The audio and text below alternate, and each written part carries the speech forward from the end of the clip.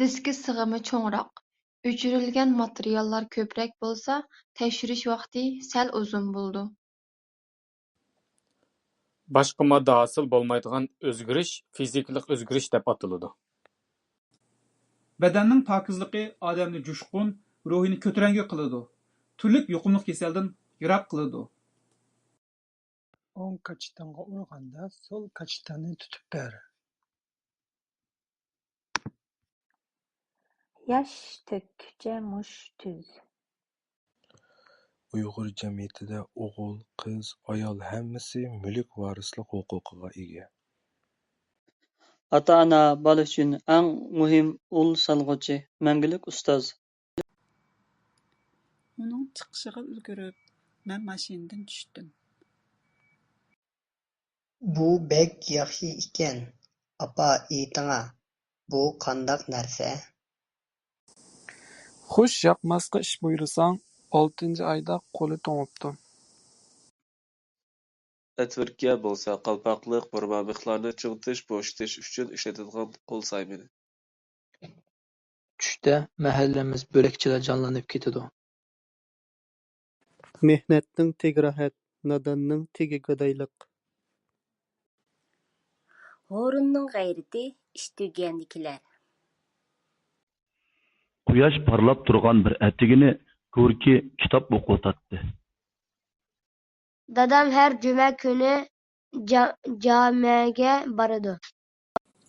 Atalar so'zi aqlning ko'zi. Yaxshi yezibsiz. Ijod tulporingizga harmas kuch tilayman. Ochiqon kelsa, barmoqingni tishla. Velosipeddan yiqilib ketishdan ansirsangiz, velosiped minishni mangu o'rganolmaysiz. Kulli olamda yana sendek hazozul bormidi? Ammo qayta hisoblagan bo'lsa-mu, yanala to'g'ri vaqtni aniqlayolmabdi. Uyg'ur İdiqut davlatida dehqonchilik asos chorvachilik qo'shimcha qilindi. Ovchilikmi muhim o'rinda turdi. Kajni bozor tuzaydi. G'am-g'ussa tumanlari qaplagan bir qorong'u ko'ngli birdala muhabbat nurlari yo'ritdi. Pulni tepish kerak. Hech kim pul topmang demidi. Pulni cho'qim manbasini surishtirib tepish kerak. Muborak bo'lsin. Ishlaring o'ngishliq bo'lsin. Texmi barakat topgan. Sizlarga chin ko'nglimdan muvaffaqiyat tilayman. O'zining kelgusida rostdanla olim bo'lishiga ishonadi. Hayot o'tgan kunlar bilan emas, balki esda qolgan kunlar bilan ma'nilikdir.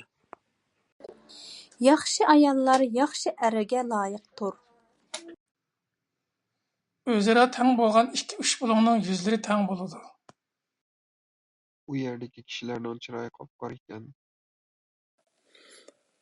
Yaxshilik doim maqtaladi, yomonlar bo'lsa uningdan qusur topmoqchi bo'ladi. Bir kichik milishmol do'konining udulida cho'ng tipdagi bir talla bozori ochilibdi. Qirishqandek bir qancha yillardan beri toshqin va qahatchilik ofatlari bo'laverib, hosil ilinmadi. Men ichimdan qizib, kalpuklarimning qurib, gaz bog'layotganligini his qildim. Qadamiga muborak bo'lsin. Lekin esin, mijoz, xarakter qiz-ayollarga uzoqgacha hamroh bo'lib, ularning jalbkorligini oshirib turadi. Izini quyruqi bilan supurib etib, qarshi tarafga qarab yugurib, hisobiga bolalarni saqlab qolmoqchi bo'pti. Yuqorida berilgan har xil ahvollardagi 3 bulungning yashimini rasm orqali ifodalab bera olamsiz? Umu bishida oq yog'liq turib, eg'izidan bu so'zning chiqib ketganiga afsuslangandek bo'ldi. O'ylamay so'zlasang, og'rimay o'lasan. Yillar o'tibdi, necha avlod almashibdi. Takror ichimizga yutib o'tish va yo'l qo'yishlar balkim bizni g'urursiz ko'rsatib qo'yishi mumkin. Eng yaxshisi ayollar erlar bilan gap takrorlashmay, og'izni boshqasi tayoq yemaydi. O'zimizning ana tilida tuzilgan film tarjima qilish detali bo'lsa, nima degan yaxshi, ha? ماڭا ھەممە ئىش بەش بارماقتەك ئايدىڭ بولدى. ئاناڭنى داداڭغا پەردازسىز كۆرسەتمە. ئۇلار ئىشخانىدا ئولتۇرۇپ ماشىنا ئادەملەرگە قوماندانلىق قىلسىلا بولىدۇ. ئاشقا تەييار، ئىشقا ھەييار.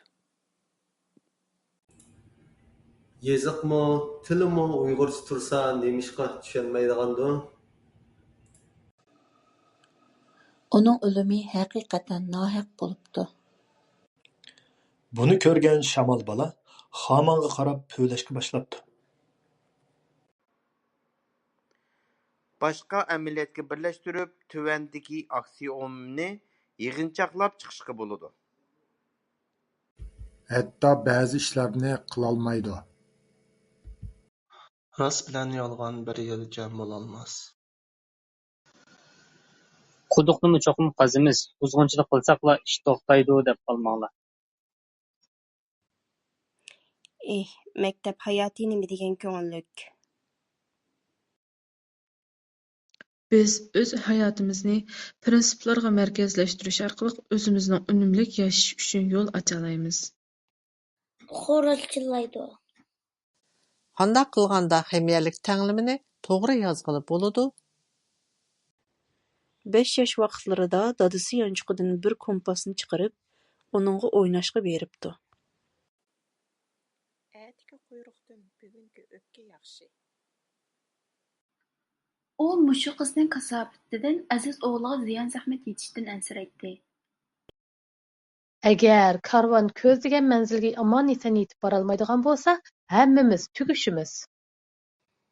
Altın degan to'pirasini barqaraydi. Hindistonning Afg'onistonga askar kirgizishdagi maqsadi nima? Uyg'urligimizda bolalarningmi haqqi bor.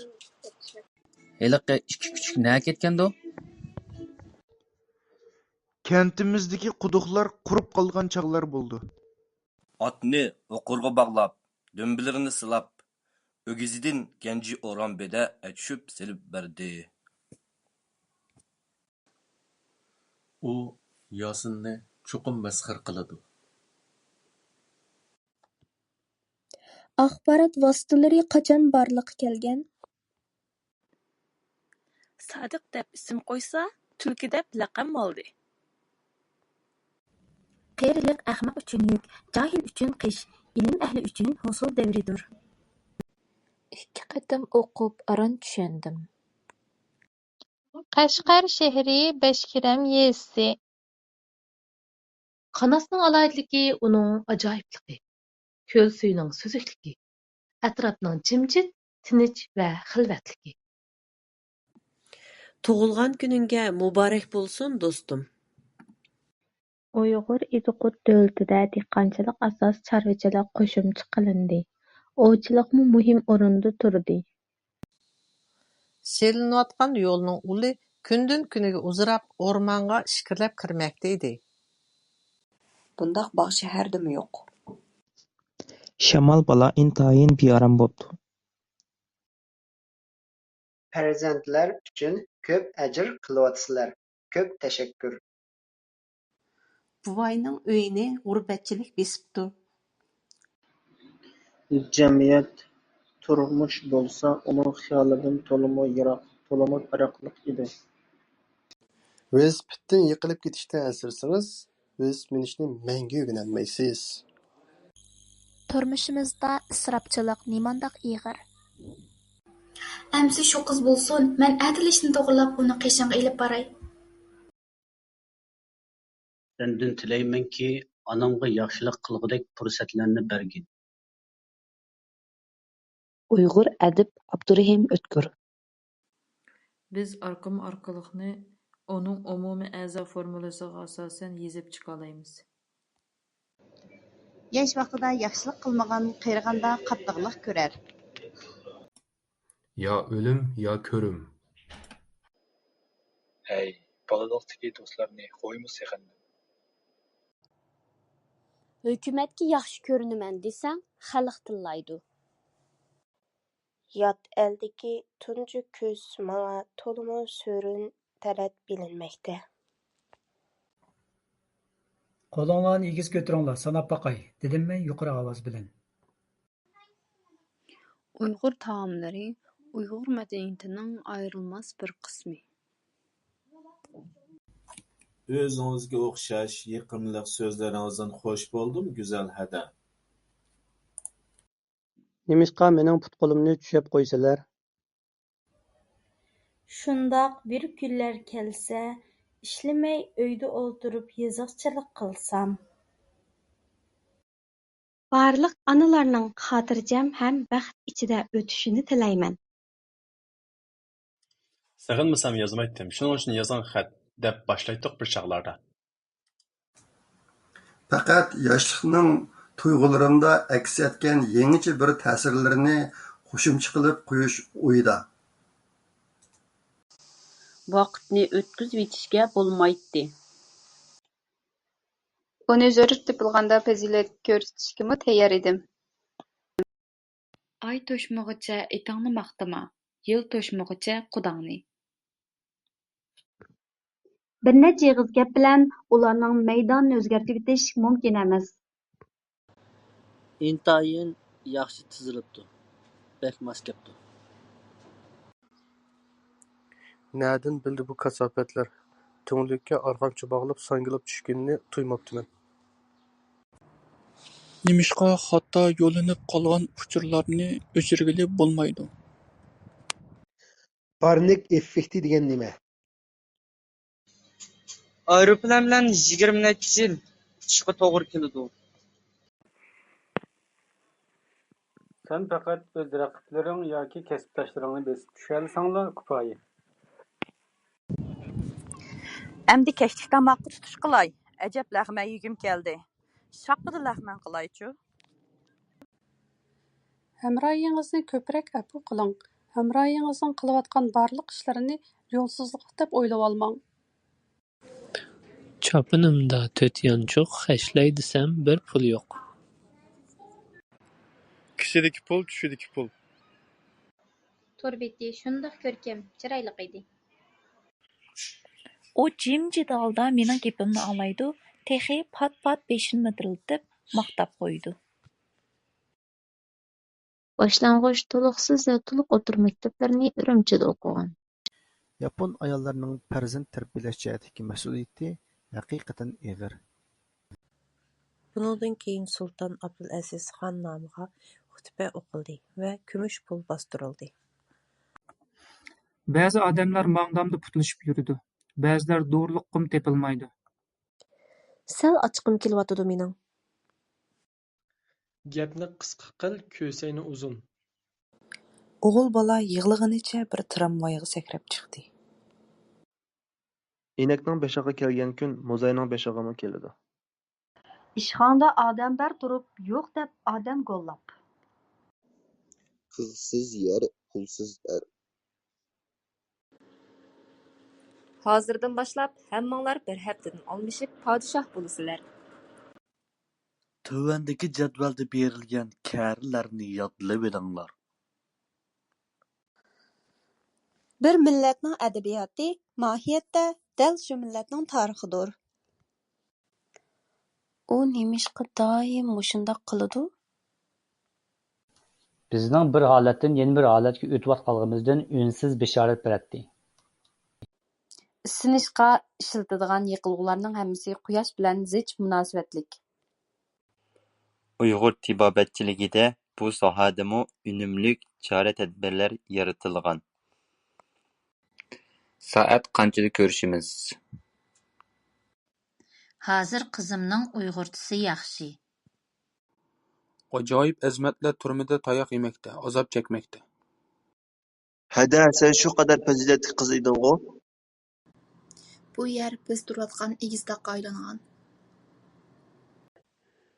ئېنىقكى، بۇنىڭدا ئوخشىمىغان پىكىرلەر تونۇشۇۋاتىدۇ، چۈشىنىشىۋاتىدۇ، ھەقىقەتنى ئىزدەشتىن ئىبارەت بىر غايە يولىدا ۋەسلىشىۋاتىدۇ. بۇنىڭغا ئۆزىنىڭ بۇرۇنلا ئىدىيە تەييارلىقى بولغاچقا كۆڭلىنى توختىتىۋالدى. بۇ ئاھالىلەرنىڭ ئەخلەتنى تۈرگە ئايرىشنى بىلىش نىسبىتى ۋە قاتنىشىش دەرىجىسىنى يەنىمۇ يۇقىرى كۆتۈردى. يەنە ئاددىي كىشىلەرنىڭمۇ مۇھەببىتى بار. Təfəkkür qilish İslam fərzlərindən biridir. Qum yığılsa tağ bulur, yığılsa bağ. بوۋاي گېپىنى داۋاملاشتۇرالماي قالدى. Gaday bolsaң şəhər talaş. Onun ətrafıga dünyadakı xil, aql idroqliq, bilimli kişiler zish toplandı. Doktormu uningdan bu savolni so'rabdi. Uyning to'riga qarama, sohibxonaning tariga qara. Qazonga yog' qo'yib qizig'anda go'sht, piyoz, yumshatilgan qizilmush qatorliqlarni silib qoraymiz. Siz shu og'aynilaringiz bilan turamsiz yoki yolg'izmi? Her işe hem gerek, ötüp geçem. Barliq Uyg'ur erkaklarning badan chiniqtirishga sal qaramasligini umid qilaman. Uyingizning atrofidan arzonroq uy topqili bo'larmi? Dünya, bu o'ngimni ko'rishga maylim yo'q. Tekst mazmunini tushundinglarmi? Bala tepish bir qiyin, uni beqish ming qiyin. Sen bolsang xuddi ruhing teningdan uchib chiqib ketgandek unsiz o'tiratding. Birmi odam qolmay hammasi qutqizish qulluqiga chiqsin. Gülşen chiroyini o'mchaytib, ko'ziga yosh oldi. Bova, to'ga ko'rdingizmi? Men menga vaqtni yengilmaydiganligimni biletdim. Gap yurakda. Hamma gap yurakda. Bu sheyxlar tog'dan tushib 40 chaqirim uzab ketsila, mening tavayimdan chiqib ketidi. Optop chiqdi. Kun yo'q-ku. Efendim, dunyoda nurg'un ishlarga duch keldim. Bir şaxta gülmü buludu, tikenmi buludu.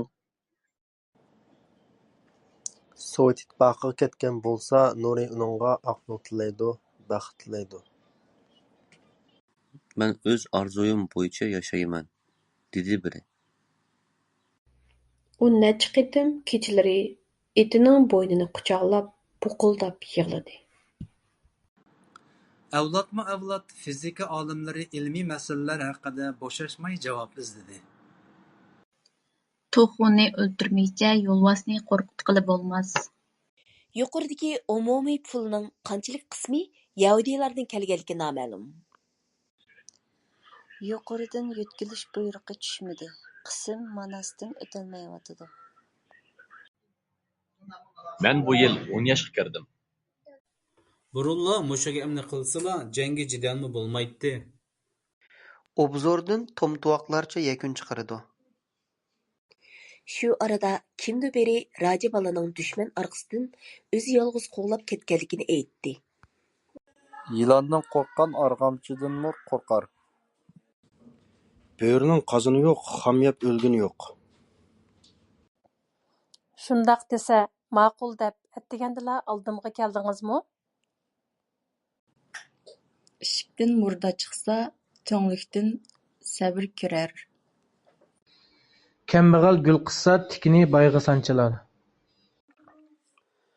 Bugun men boshqa o'qituvchilarni o'rnimda 1 soat dars o'tib turishga yordamga chaqirdim. Jim uxlag'ili qo'ymay nimanda qildi? Onu tabiatni qo'g'dash bizning burchimiz.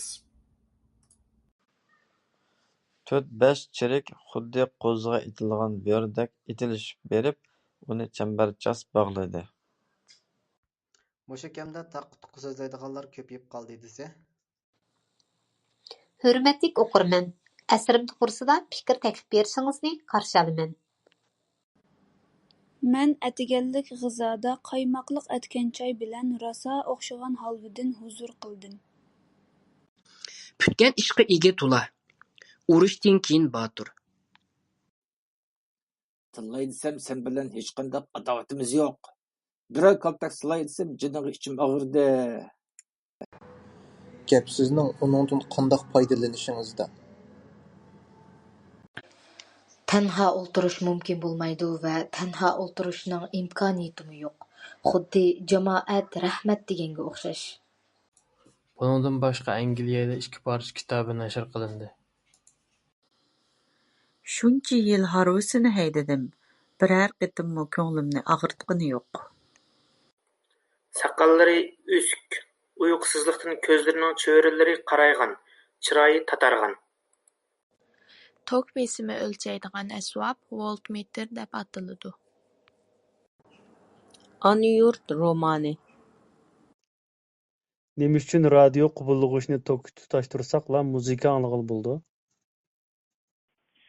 Undaq qozonga mundaq chumush. Qizning nozik, muzdek qo'llarini u yenishlab mo'jidi. Barmoqlarini sanadi. Eshikning teni ojiz bo'lg'achqa, sapanni so'rab ma'almasa uriverib o'ltirib qo'yg'ili tas qopdi. Biz oila bo'yicha yozliq dam olishda Kanada, Amerika qatorliq davlatlarni sayohat qilayotgan edik. Hovliga, talaga, tor ko'chalardan cho'ng ko'cha qarab yugurdi. U saboqdoshlarining yo'qlab kelganligini bildi. Yaxshi tahrirlabsiz. Sizga ko'p rahmat. O'g'inish qilishning o'zi bir huzur. Axborot vositalari qachon barliqqa kelgan? Baqqalning oldi yaxshi, qassobning keyni. O'zim erishilgan fursatning hammasidan to'liq foydalanib, oldimga kelgan hamma narsani o'rgandim. Men zodi mushu kunni tilab topdim. Nima ko'rsam endi haq deyman. Agar tuyuqsiz ocharchilik yuz bersa, eng kulfatli qoladigani kim? 30 o'g'il mashribi Ili rayonidagi Uyg'urlarning yerlik mashribidir. Bugun nima bo'ldikin, telefonimning signali bek nachar. Toza yaxshi tartmayotidi. Ahamiyatli yozmalaringiz uzilib qolmagay. Tamoq yeb o'ltirganlarning hammasi jimjit bo'lib qoldi. U ömür bo'yi o'z xizmatiga sodiq bo'lib, odamiylik burchini ado qilib kelgan edi. Tirishchanlik bo'lmasa, talant asqatmaydi. Bu ta'sirotlarning hammasiga o'zim erishgan deya olmayman. Vaqt atgan o'q, vaqt uchqandek o'tar. Sen o'qirmanlaringni shu kemaga silib, cheksiz vaqt iqlimlarida erkin azodi sayli qildirsan. Ular fikr qilishni, ijod qilishni, amgak qilib boylik yaratishni tashlab qo'ymadi. Tarix takrorlanmaydi. Ammo ba'zi tarixlar bir-biriga kishini cho'zitgidek darajada o'xshaydi. O'g'ri osmoqchikilar g'olchig'iyvetchi. Qarang'uliqni yo'qotqili bo'lmaydi. Yo'ruqliq kirsa, qarang'uliq o'zi yo'qaydi. Bilgichung burni yangar, bilmichung yo'ngni yangar. Ikkinchi qatim arqa-arqadan Suriya bilan Misrni ishg'ol qilgan. Mant ko'rmagan qasqonga dum tushibdi. Harimu shirnisi bor yerga qo'nadi. Shakllar chambar, uchbulung, kvadrat, tikto'rtbulung, romba, trapsiya, parallel to'rt taraflik. Ovozni mana shundoq ishlar uchun sarf etish nima degan yaxshi? Ular yerim pang bo'lib qapti-da. Bilishim kerakki, dunyoda tuman ming xil ishlar bo'ladi. Siyosiy analiz desangiz, texmi o'qimishli kishilardek ta'sir beradi. O'zini qochirgan jup-jup ko'zlar xuddi kechirimga erishgandek yana taraf-tarafdan qaytib kelishdi. Yingnining ko'zidek to'shikdan tugidek shamol kirdi. Faqat ussizlikning dardini tortgan kishilarla suvning tatliqligini his qila oladi. Nesi sotganning holi qarab, qoldi quruq daftarga qarab. 9 qizning to'lg'iqi tang tutibdi. Terak va so'gat yo'pirmoqlari daraxt onaning oyog'iga uchib tushdi. Yaxşı yazıpsız. Mısraları ravan, qafiyeleri joyiga tushibdi. Bökini elip kel dese, beshini elip kepti. Xo'shlashish murakkab holatni o'ziga yo'shirgan bo'ldi. ئەتىكى قويۇقتىن بۈگۈنكى ئۆپكە ئەلا. Ovozning tezligi qanchalik bo'ldi? Odam yaxshi axloq, fazilat bilan hurmat topadi. Paqa so'zlab yilon bo'lolmas, mo'may yasanib juvon. Polsha, Belorussiya, Ukraina, Rossiya, Latviya, Ruminiya, Litvaniya. Yana Duoning ahamiyati va xosiyatli duolar nomli kitobimi nashrdan chiqib tarqatildi.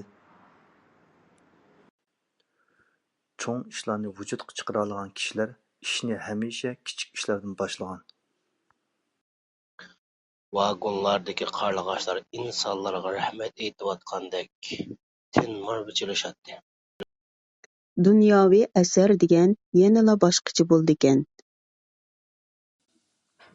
Odatda bo'lsa, aka yoki og'a, acha, egicha yoki singil deb ishlatiladi. Bu 3 kun menga 3 oydek tuyulib ketdi. Eng uzun ichki quruqlik daryosi Sir daryosi, undan qolsa Amur daryosi. Әтісі әтігенде namoyish murosimimi o'tkazilibdi. Hammani angladi, bildi. Ular sening haqiqiy maqsadingni bilmay qoladi.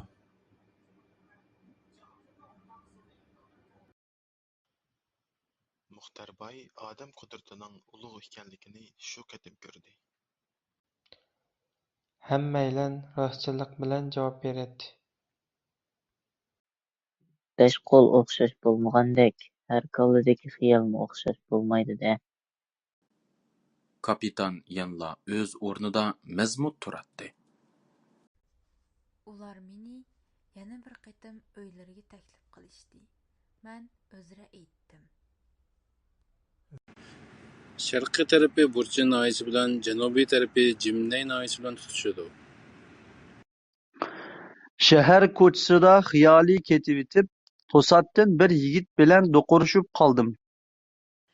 Agar siz dindor odam bo'lsangiz, sizning xususiy e'tiqodingizning o'zi ruhiy chiniqish bo'ladi.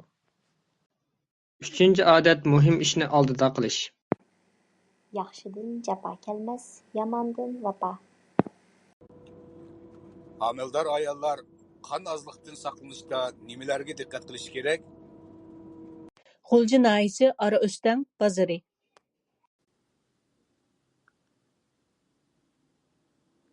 U o'z yurtida dehqonchilikni asos qilib, qo'shimcha savdo bilan shug'ullanib, chorvachilik qilgan. Jangalda ağrıgan eshak shaharda ağrıyolmabdı. Xotinsiz er, qirsiz yer. Daryo teshib ketsa, o'rdakning nima ishi? İlham ikkimiz berib, ular bilan suratga tushdik. Ular davlat bayramliq paradga qatnashish ishini muzokara etdi. Anlasam, siz hozir o'yinchoq shirkatida xizmat qildikansiz. Ranglar oq, qora, qizil, seriq, ko'k, yeshil, binafsha, oblasin rang, qol rang, qo'ng'ir rang, kul rang. Hamsa pat arda o'sgudaksiz. Shundoq, tabiatdagi hamma mavjudotlar harakat qiladi. Mutlaq harakat qilmaydigan jism mavjud emas. Arg'amchining puli turib tursin, ko'lamning pulini ber. Yiliqi kichik bola rostdanla dangliq tevib Qodirning kichik nevrisi. Bu qizning naqshlarini bakmi yoqtiraman. Agar bu xabarni balduroq anglagan bo'lsam, naq maydondan ko'ratdim. O'z nafsini va nafsining shahvatlarini yengolmagan kishi qandoqmi dushmanini yengolisin. U sizni o'zining savdo shirkatining odamlari bilan Sovet ittifoqiga yo'lga solamdi texi. İçdim şarap, buldum harap. Ko'z va ko'zoynakdan tortib mikroskop, teleskopgacha hammasi optika ilmi bilan munosabatlik. Japa tartmay halavet yok, günah bulmay saadet yok. Birər səvənlik ötküzüp qoysaq, lappada ma'nilik qarab qoyatdı. لوگىكىلىق تەپەككۇر ۋە تىل تەپەككۇرى كۈچلۈكرەك ئادەمنىڭ سول يېرىم ئېڭىسى تېخىمۇ تەرەققىي قىلغان بولىدىكەن. ھەمدە ئۆزىنىڭ ئۇنى چوقۇم رېئاللىققا ئايلاندۇرالايدىغانلىقىغا قەتئىي ئىشىنىدۇ. موللىغا 10 تاياق، نادانغا 1 تاياق. شېرىك ئىشلارغا ئارىلاشما، مېلىڭنى قوشما، پۇشايماندىن قىزىل مەڭزىڭ سارغىيىدۇ. ھېلىقى ئانا بۆرە كۈچۈكلىرىنى قوغداپ قېلىش ئۈچۈن قۇم دۆۋىسىگە يامىشىپتۇ. كىمدۇر قارلاش بىلەن، كىمدۇر ئاقلاش بىلەن ئالدىراش. مەن شۇنداق دەپ قارايمەنكى، ئىلىم-پەن ئۆزىدە مۇقەددەس گۈزەللىكنى ھازىرلىغان. ئۇلار چوقۇم كۈچ كۆرسىتىپ نامايىش قىلىدۇ. يۈزىمىزنى يورۇق قىلدى دېسە، راست بىرەر ياخشى ئىش بولغان ئوخشايدۇ دەپتىمەن. گاچا قىزنىڭ تىلىنى ئانىسى بىلىدۇ. ئۆزى ئۈچۈن ئۇخلىغان كىشى ئۈچۈن چۈش كۆرەر. بۈگۈن پۈتۈن بىر كۈن دالا ساياھىتى قىلىمىز. بىلىكىڭ توم بولسا، دۈشمىنىڭ سالامى كېلەر. ھەقىقەتەن قالتىس يېزىپسىز. سۈپەتلەشكە باشقا سۆز تاپالمىدىم. بۈگۈن ئىشلەتكىنىڭ تور ئىقتىدارىنىڭ كىچىككىنە بىر يېرى. ئۆلۈم دېھقانلارنى سۆيۈملۈك يەرلىرىنى تاشلاپ قېچىشقا زورلىدى. بۇ ماقالەم تۈنۈگۈن نەشردىن چىققان سانىغا بېسىلدى. قىسقارتىشقا مەجبۇر بولغان بولساممۇ ھادۇق چىقتى. ھەممىڭلارنىڭ يېڭى يىلىغا مۇبارەك بولسۇن. قۇشلار توخۇ، كەپتەر، پاختەك، قۇشقاش، قاغا، بۇلبۇل، كاككۇك، ھۇۋقۇش، مۈشۈك ياپىلاق. كەلمىگەن تەلەيدە ئاناڭنىڭ ھەققى بارمۇ؟ ئۇمۇ قۇياشتىن ئايرىلساق، كۆمۈر بولۇپ شەكىللىنەلمەيدۇ. ئاددىي بىرىكمە جىسىملارنىڭ تۈزۈلۈشىنىڭ 2 خىل ئاساسىي شەكلى بار. ئۈرۈمچى سانجى چېگرىسىدا 4 بالا يەر تەۋرىدى. ئەنە شۇنىڭدىن باشلاپ مامكا بىز ئەڭ ياخشى كۆرىدىغان گۈلگە ئايلاندى. ئوغۇل بالا دېگەن ئۆزىنىڭ گېپىگە ئىگە بولۇشى كېرەك. مۇھەببەتنىڭ قارشىسىدا نەپرەت بولمايدۇ. 2 يىلدا ئۇنى ئەمچەكتىن ئايرىدى. موللا ئادەملەر ئۈچۈن ئەبيەز بىلەن ئەسۋەتنىڭ كارى چاغلىق. بەزىدە ئۇلاردىكى روھ زادى نەدىن كەلگەندۇ دەپ ئويلاپ قالىمەن. ھۈنەرلىك ئادەم مېۋىلىك دەرەخ. خەلق ئۈستىدىن بارلىق زۇلۇم، زورلۇقنى ئېلىپ تاشلىدى. ياخشى ئاتنىڭ تۇيىقىدىن چاڭ چىقماس. جېنىم ئۇكام، ئۆيگە بىللە قايتالمايدىغان ئوخشايمىز. دەرھال مېنىڭ كىيىملىرىمنى كىيىپ تاغدىن چۈشۈپ كەت. ماقالىڭىزنى يىغلاپ تۇرۇپ ئوقۇدۇم. مېنىڭ قىزىممۇ مەكتەپتىكى بىردىنبىر ئۇيغۇر ئوقۇغۇچى. مانتىغا پىياز، سامسىغا تۇز. ھەركىمنىڭ يارى ئۆزىگە ئۇز. Allohga tavakkul qildim. Tavakkul qilguvchilar Allohgala tavakkul qilsin. Sizlar vaqt to'shquchi bir oz saqlab turinglar. چاقماق چېقىش قانداق ھاسىل بولىدۇ؟ ئاڭغىچە تاماقمۇ تاتىلدى. بىز ئىشتىھا بىلەن غىزالىنىشقا كىرىشتۇق. ئانارنىڭ پوستىنى قانداق سويىدىغانلىقىنى كۆرۈۋېلىڭ. ئادەم بىلەن ھايۋاننى بىلىم ئايرىدى. بىلىم بىلەن ئىنساننىڭ قولى ئۇزۇن بولدى. تەقازالىقتا ھە دەپ سالمىقىنى ئۇ پۇتىدىن بۇ پۇتىغا يۆتكەيتتى. ئالدى بىلەن فوندىمىزغا قىلغان ياردىمىڭىزگە كۆپ رەھمەت. بۇ گەپلەر تۆمۈر خەلپىنى خىيالغا سېلىپ قويدى. ئوقۇغاندا خۇددى ئەڭ يېقىن ئادىمىڭىز بىلەن پاراڭلىشىۋاتقاندەك ھالەتتە ئوقۇڭ. شۇنىڭ بىلەن ياغاچ تېخىمۇ ئىنچىكىلەپ چىش كولغۇچتەكلا بولۇپ قاپتۇ. سۆزنى جايىدا سۆزلەشنى بىلسە پايدىسى بولىدۇ. ئاتتەك ئىشلەۋاتىمەنغۇ، دېدىم مەن سۆزۈمنى تەكرارلاپ. Ata-anasi qandaq bo'lib ketgandu bu balaning? İçim dəhşət köydü bu telefonğa. Balam nima uchun shundoq qiladi? Sinus funksiyasi bo'lsa, bir davri funksiya. Bu chaqda ayolim uyga qaytib keldi. Yazğıcı Mupassan daim bir oshxonada tamoq yeydikan. U Abduqodir domollam bilan 33 yosh vaqtida asra bo'lgan. Mehmon oldida oila a'zolaringizdan birlarini dushkanlab yoki ayblab va yoki qattiq so'zlarni qilib salmang. Ağam oxiri uzoqdan buyon telpinib kelgan oliy maktabga o'tdi. Güzel san'at, musiqa, naqsha, usulchilik, aktyorlik, ovoz artistligi, sahna riyosatchiligi, san'at ma'rifi. Muallim oldingi 10ning ichiga kirganlar nuqtaliq oliy maktabga o'talaydi dedi. Qolgan kashfiyotlarini bir-birlab o'ttirg'a chiqarmoqchi. Bundaq ish uchun cheksiz hasrat chekadi, hisobsiz afsuslandi. Dehqon qaytib ketib pulga qarab o'ylanganicha o'z-o'ziga pichirladi. Odamda cho'qim kang qursaqlik bilan abuchanlik bo'lishi kerak. Nima falokat bosdi? Olim uncha jur'atsizlardan emas edi. U jimjitlikni buzdi.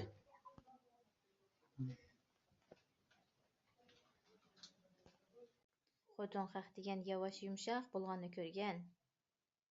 Buni men tasavvur qila olmayman. Qassobga pul berib, navoiyga qarabdi. Men izchil turda dunyoning go'zalligiga mahliyo bo'lib keldim. Odamdagi kimlik ehtiyoji o'zi yashayotgan ijtimoiy to'pdan ayrilgandan keyin boshlandi. Kasalga aytgan tasalli doridanmi tez unum berar. Bir kishining hayotiga cho'ngroq ta'sir ko'rsatsam, o'zimni intayin baxtli his qilaman. Ko'zga ilmagan putga cho'maq. Bir ishni qila oladiganiga ishonish ishning yarmini qilib bo'lganga teng. Hayotlikni so'ysangiz vaqtni isrof qilmang, chunki hayot vaqtdan tuzilgan. Ramila, menga yordamlashsangizchi? Aytganingizdek yaxshilikqa vasila bo'lg'ay.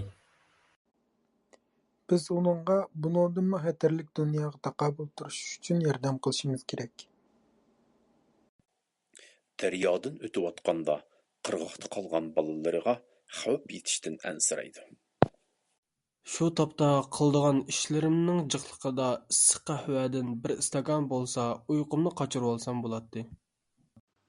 Bu gapgamda haqiqiy ishinyapman. Hech nimaning ta'sir kuchi odatning ta'sir kuchiga yetmaydi. Yaxshi usulni ko'proq bayqaganlar muvaffaqiyatga osonroq va ko'proq erishadi. Men sana ish haqi berman. Akşam ikimiz maslahatni pishirib, endi gapimizdan yenib olmaymiz deyishgan edik. Toliya darhol sumkadan yomg'irlik chopon ilib onasiga berdi. Tok ko'rga kirganda tuzilar. Men bir kimning ko'ziga qarabla nima o'ylaydiganligini oson bilib olaman. Hamma shoir onamla dedi. Otlari yo'qmikan asta? Ammo bu gap menga uzoqcha ta'sir qildi. Shundoq qilib bir oiladagi oltaylan yana jam bo'lishdi.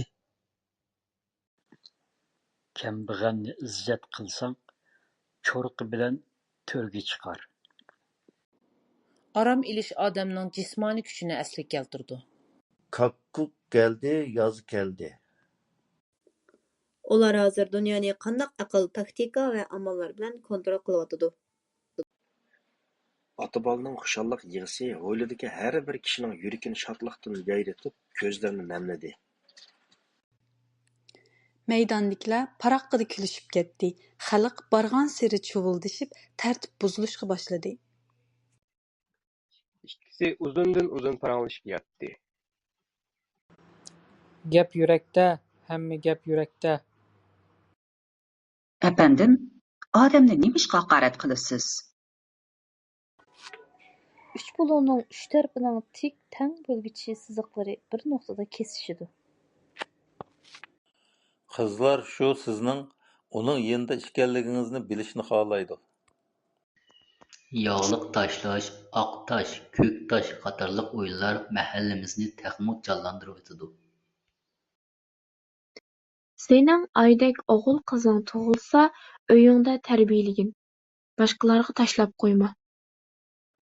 جىننىڭ قەستى شاپتۇلدا. ھېسسىياتىڭىز قانات ياساپ، كۆكتە پەرۋاز قىلغاي. قولۇمدىن كېلىدىغانلا ئىش بولسا ئەلۋەتتە. سىلەرنىڭ زىممەڭلاردىكى يۈكنى ئازراق بولسىمۇ يېنىكلىتىشنى خالايمەن. مەن كىچىك ۋاقتىمدا ھازىرقىدەك مۇلايىم ئەمەس ئىدىم. ھەقىقەتەن سەۋر قىلىش كۆپ ئەجىرگە نائىل قىلىدىغان گۈزەل پەزىلەت. دۈشمەنلەر شۇ كۈنى ئۇ ماڭىدىغان يولنىڭ ئوتتۇرىسىغا پىستىرما ئورۇنلاشتۇرۇپ ئۇنى قەستلىمەكچى بولغان ئىكەن. يۇمۇرىستىك يازمىلىرىڭىز، جۇشقۇن مىجەزىڭىز بىزگە زوق بېرەتتى. بىراق بىز 2 رومكىدىن ئىچىشكەندىن كېيىن ئىبراھىم مېنى ناخشىغا زورلىدى. ئاۋسترالىيە، يېڭى زېلاندىيە، تونگا. رۇسىيەنىڭ ياۋروپانى گاز بىلەن تەمىنلەش مۇلازىمىتى قىسمەن توختىدى. بەك ياخشى بولدى. ئەجەب ياخشى بوپتۇ. بۆرىمۇ يولدىشىغا قەست قىلماس. كۈندۈزى ئىسسىق ھاۋا تېز تارقىلالماي بەكلا ئىسسىپ كېتىدۇ. بەزىلىرى دېرىزە چېكىپ، بىراۋلىرى ئىشىك قېقىپ ئۇنى ئارامىدا نورمال ياشىغىلى قويمايتتى. ئەمگەكچىلەرنىڭ ئىش ھەققىنى تۇتۇپ قېلىشقا ياكى سەۋەبسىز كېچىكتۈرۈشكە يول قويۇلمايدۇ. ئۇلارنى ئەڭ سەلبىي ئوبرازلاشتۇرۇشقا مايىل بولۇپ كەتكەن.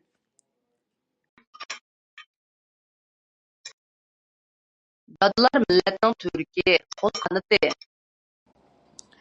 بىر پۇل بېرىپ ئۇسۇلغا سالسا، 10 پۇل بېرىپ توختاتقىلى بولماس.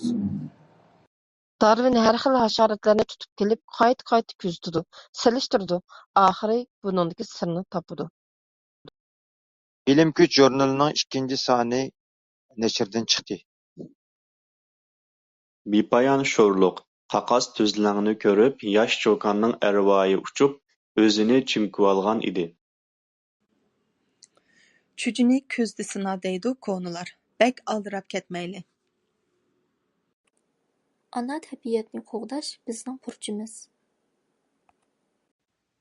بۇ يەردە ئاجايىپ جىمجىتلىق، خىلۋەتلىك ھۆكۈم سۈرەتتى.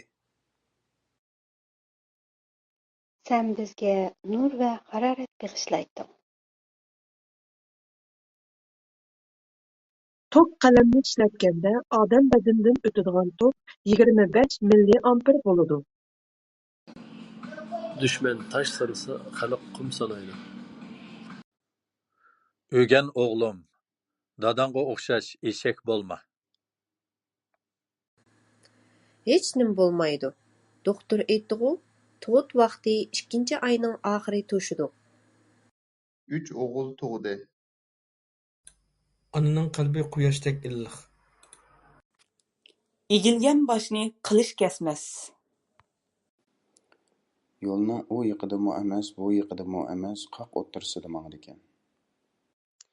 يۇرتىمىزنىڭ ئەزەلدىن ئاۋات دېگەن نامى بار. ئانىسى ھېسابات قەغىزىنى تەپسىلىي ئوقۇپ چىققاندىن كېيىن ھېچ نېمە دېمىدى. تېزىنى باسساڭ مېزى چىقار. O'g'illarmı bo'sh kelmabdi. كۆممىقوناقنىڭ گۈللىرى تاق جىنسلىق بولۇپ، ئانىلىق ۋە ئاتىلىق گۈللىرى بىر تۈپتە ئۆسىدۇ. ئۆيگە چاقىرىپ 2 كۈن تۇرغۇزۇپ نەسىھەت قىلدى. ئاپتور ۋاپات بولۇپ 30 يىلدىن كېيىن نەشر ھوقۇقى ئاخىرلىشىدۇ. بايا شۇنىڭغا ئالدىرىغانما؟ ۋەتەنگە قايتقاندىن كېيىن ماڭا ئەڭ قىسقا تۇيۇلغىنى ۋاقىت بولدى. پۇقراغا يان باسساڭ، ھۆكۈمەت سېنى ئەيىبلەيدۇ، سولايدۇ، ئاچچىقى كەلسە ئۆلتۈرىدۇ. بۇغداي نېنىڭ بولمىسا، بۇغداي سۆزۈڭ يوقمىدى. ئىنسانلار باشقىلارنىڭ ئىشىغا بەك سەزگۈر بولىدۇ. ئالدىنقى كۈنى خىزمەتداشلار بىلەن بىللە كارتون فىلىم كۆرگەن ئىدۇق. قورققانغا قوش كۆرۈنەر، كۆلەڭگىسى بەش كۆرۈنەر. بەش قول بىردەك ئەمەس. كاكو، مايمۇن ئاكا، ئەمدى ئۆرۈك كۆچىتىگە باپسەنغۇ؟ كىتاب ئوقۇش ئومۇملاشقان مىللەتلەر بۈگۈنكى دۇنيانى سوراۋاتىدۇ. پەرزەنتلىرىمىزنىڭ ئۆز ئانا تىلىنى پىششىق ئۆگىنىش ئۈچۈن ھەممەيلەننىڭ ئورتاق كۈچ چىقىرىشىنى ئۈمىد قىلىمىز. ھىدروگېن ناھايىتى شىددەتلىك كۆيىدىغان گازدۇر. ھازىرمۇ ئاشۇ بىرلا سىنىپ بارمۇ؟ ياق، ھازىر چوڭ مەكتەپ بار. بەزىلەر كېيىنكى پۇشايمان جانغا دۈشمەن دەيدىكەن. ئۇلار بىرەر كىشىنى مەسئۇلىيەت بىلەن سۆيمەيدۇ ياكى سۆيدۈرەلمەيدۇ. داڭلىق ماركىلىق مەھسۇلاتلار ئىستېمالچىلارنىڭ نەزىرىدە ناھايىتى چوڭ مەرتىۋىگە ئىگە. تۇيۇقسىز بىر قەغەز تۆرمەلچەك دېرىزىدىن ئۇچۇپ كىرىپ ئۈستەل ئۈستىگە چۈشتى. لېكىن بۇ مۇساپىنى بېسىۋاتقانلار بۇنى ھېس قىلالمايدۇ. سائەت جىرىڭلىدى. ئالىم تاتلىق ئۇيقۇدىن ئويغاندى. مېتابولىزم توغرىسىدا تېخىمۇ تەپسىلىي چۈشەندۈرۈپ قويسىڭىز. بۇ ئىشلارنىڭ ھەممىسىنى سەن ئۈچۈن قىلغانلىقىمنى بىلەمسەن؟ بىلىكى چوڭ بىرنى يېڭەر، بىلىمى چوڭ مىڭنى يېڭەر. ئالىملار بەختىيار ھالدا ياشىشى كېرەك ئىدى. بىلىمسىز جاھىللار تامام ئۆلمىكى لازىم ئىدى. ھەتتا زىيالىيلار ئارىسىدا بىر مەشھۇرنىڭ قەيەرلىك ئىكەنلىكى ھەققىدە يىللاپ مۇنازىرە قاينايتتى. توۋا، نېمىشقىكىن قەھۋەنى پەقەتلا ياقتۇرمايمەن. تېرمومېتر ئارقىلىق تېمپېراتۇرىنى ئۆلچەيمىز. قىلدەك ھوقۇقنىڭ پىلدەك كۈچى بار. بۆكىنى ئېلىپ كەل دېسە، بېشىنى ئېلىپ كەلمەك. ئۇ ماڭا كۈلۈمسىرەپ قارىدى. مۇنازىرە سورۇنى شۇ ھامان سوغۇق سۇ قۇيغاندەك جىمىپ كېتىپتۇ. ئانا تىل بايرىمىمىزغا مۇبارەك بولسۇن. كەتمەن ئۇلارنىڭ خۇشاللىقى، بايلىقى، غۇرۇرى. نېمانچە ئۇششاق سۆز بولۇپ كەتتىڭ بۈگۈن؟ ئوقۇتۇش تەجرىبىسى بار بولۇش، خۇش چىراي، مەسئۇلىيەتچان ۋە كەسىپ ئەھلى بولۇش تەلەپ قىلىنىدۇ. ئانا تىلىمدا گەپ قىلىۋاتقان بۇ قىز كۆزۈمگە شۇنچىلىك يېقىملىق، شۇنچىلىك ئىسسىق كۆرۈنۈپ كەتتى. ئۇ ھازىرقى زامان فىزىكىسىنىڭ ئاتىسى دەپ تەرىپلىنىدۇ.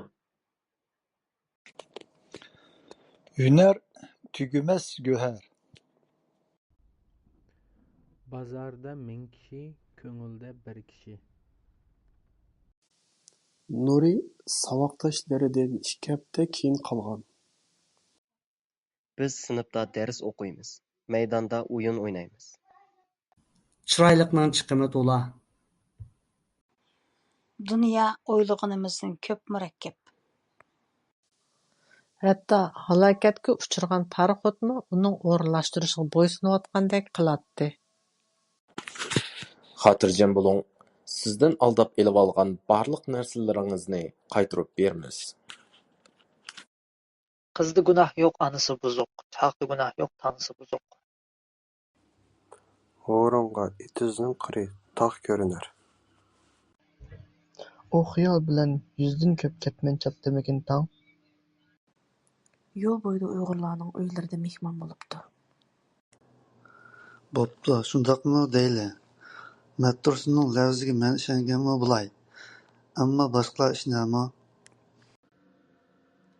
ئۇلار ئانىلىرىدىن دوپپا تىكىپ بېرىشنى ئۆتۈنۈپتۇ. مېھمانلارنىڭ يېنىدا سىزمۇ بىللە تۇرۇشۇپ بەرسىڭىز تېخىمۇ ياخشى.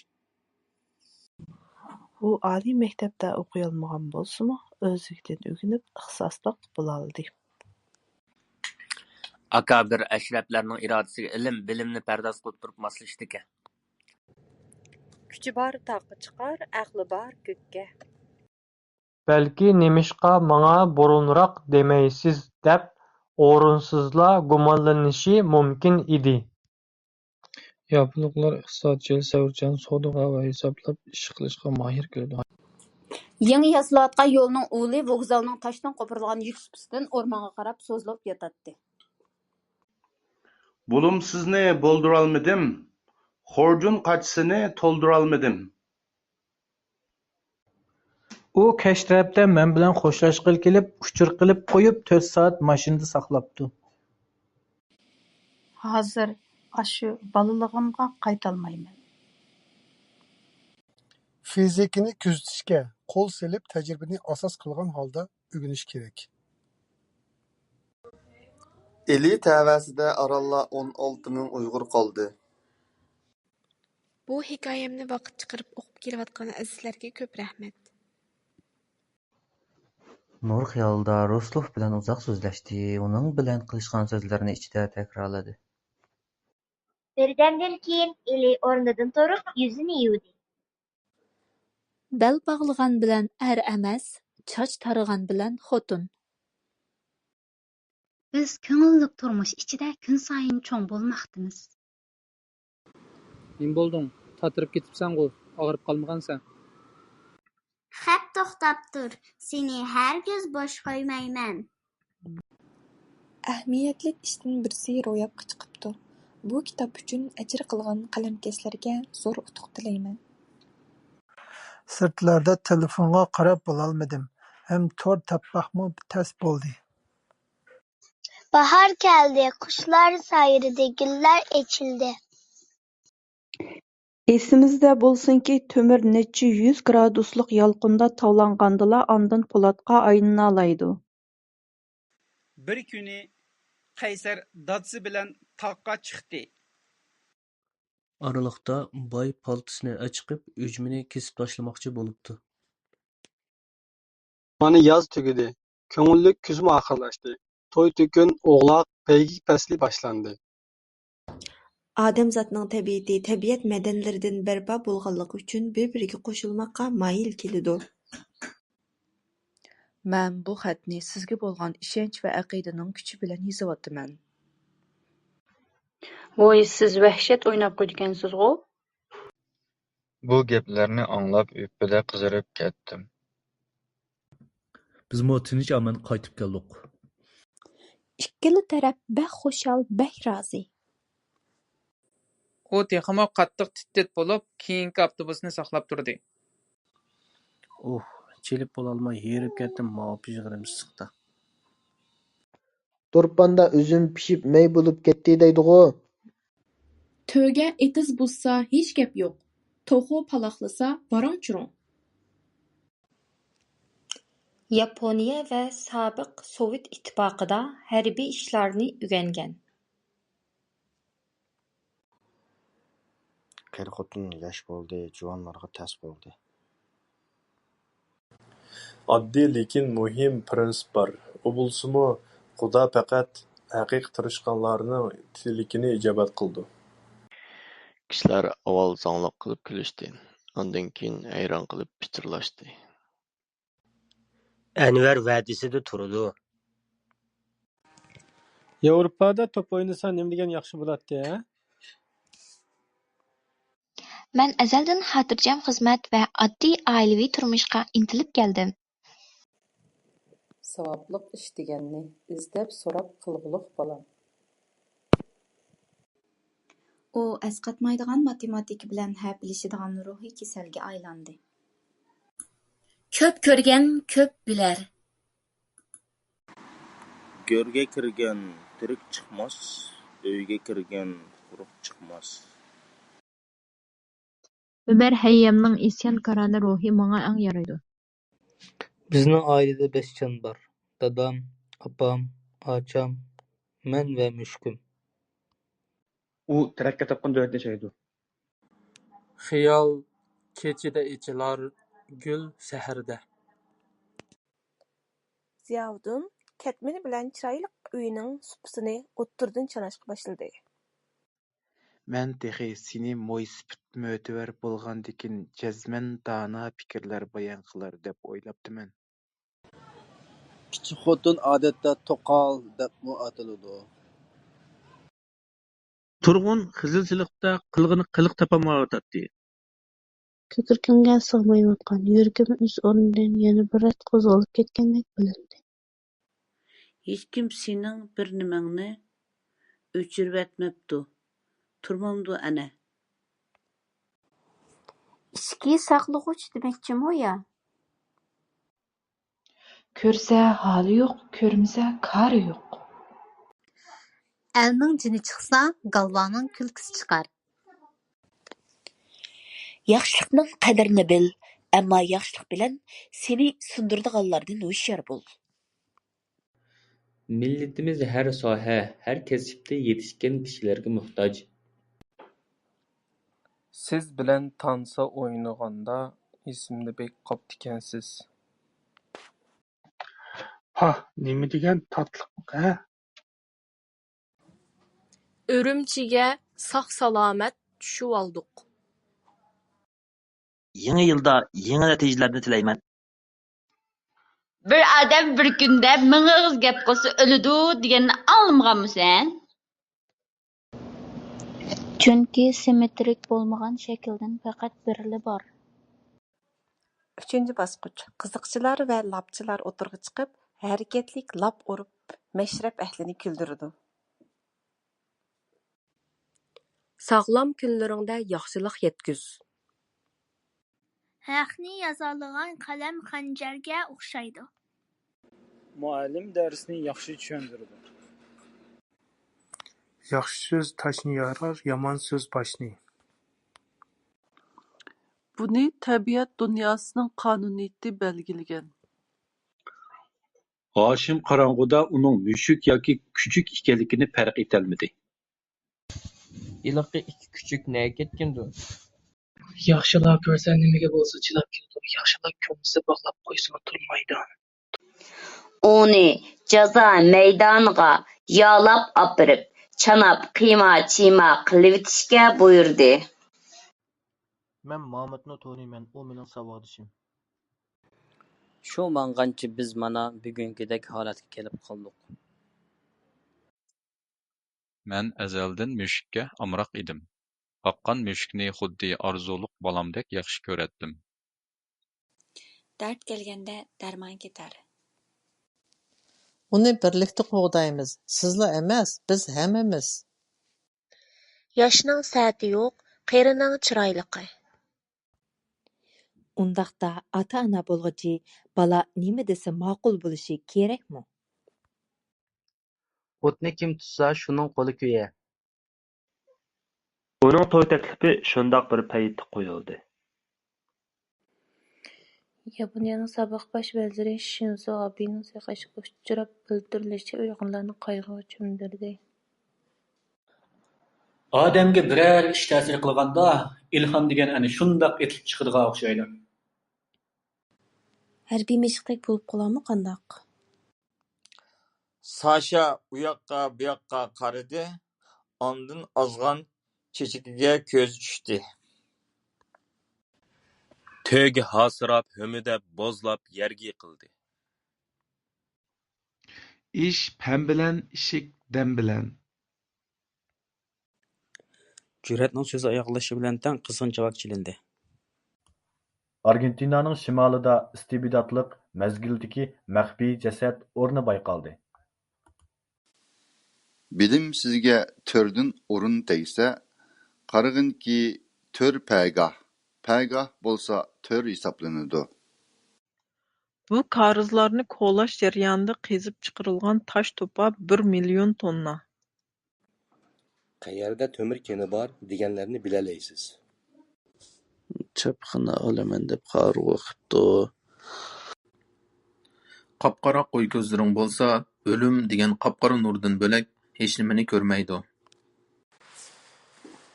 Әмдіректі Мұхтарабай sundu. Dadisi vafot bo'lgandan keyin inilari uy ayirib miros bo'lishdi. مەينەت دېمەستىن ئۇنى قۇيرۇقىدىن سۆرەپ تاشقىرىغا چىقتى. ئارسلاندەك كۈچۈڭ بولسۇن، تايغاندەك ھوشۇڭ.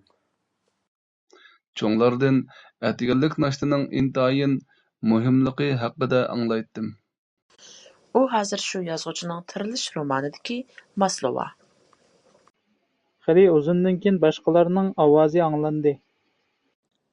خاسىيەتخانىدە بولسا قولى-قولىغا تەگمەي تاماق سوتاتتى. قانداق بىرەر گەپ بارمىدى؟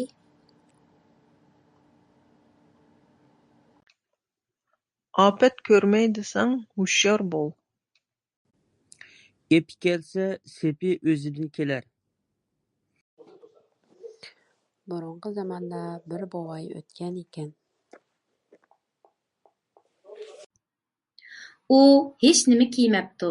بىر كىچىك بالا ئۇنىڭ كىيىم كىيمىگەنلىكىنى دەۋېتىپتۇ. ئۇنى ھەتتا ئۆزلىرىدىنمۇ مەخپىي تۇتىدۇ. ئاقىۋەتتە ئۇ نەرسىلەردىن مەھرۇم قالىدۇ. قالتىس بىر ئىشنى دەپ بېرەي. دۇنيانى ياخشىلاشنى ھازىرنىڭ ئۆزىدىن باشلىسىڭىز بولىدۇ. يەردىن ئۈنۈپ چىققاننىڭ ھەممىسىنى ئالىمەن دەپتۇ. Atam kesse yığılayalmadım, anamga hoş diyalmadım. Biraz kalgan saray bağlarda bulbul kabi sayrayalmadım. Oxiri to'g'ri javobini o'ylab chiqdingiz. Yazğıcı bolmaq tez. Aptori Zordun Sabir. Taşmı tushgan yerida aziz. Altun beliq idishdan sakrab chiqib ustalga tushib ketibdi. Apa, bo'ldi chaqirmang.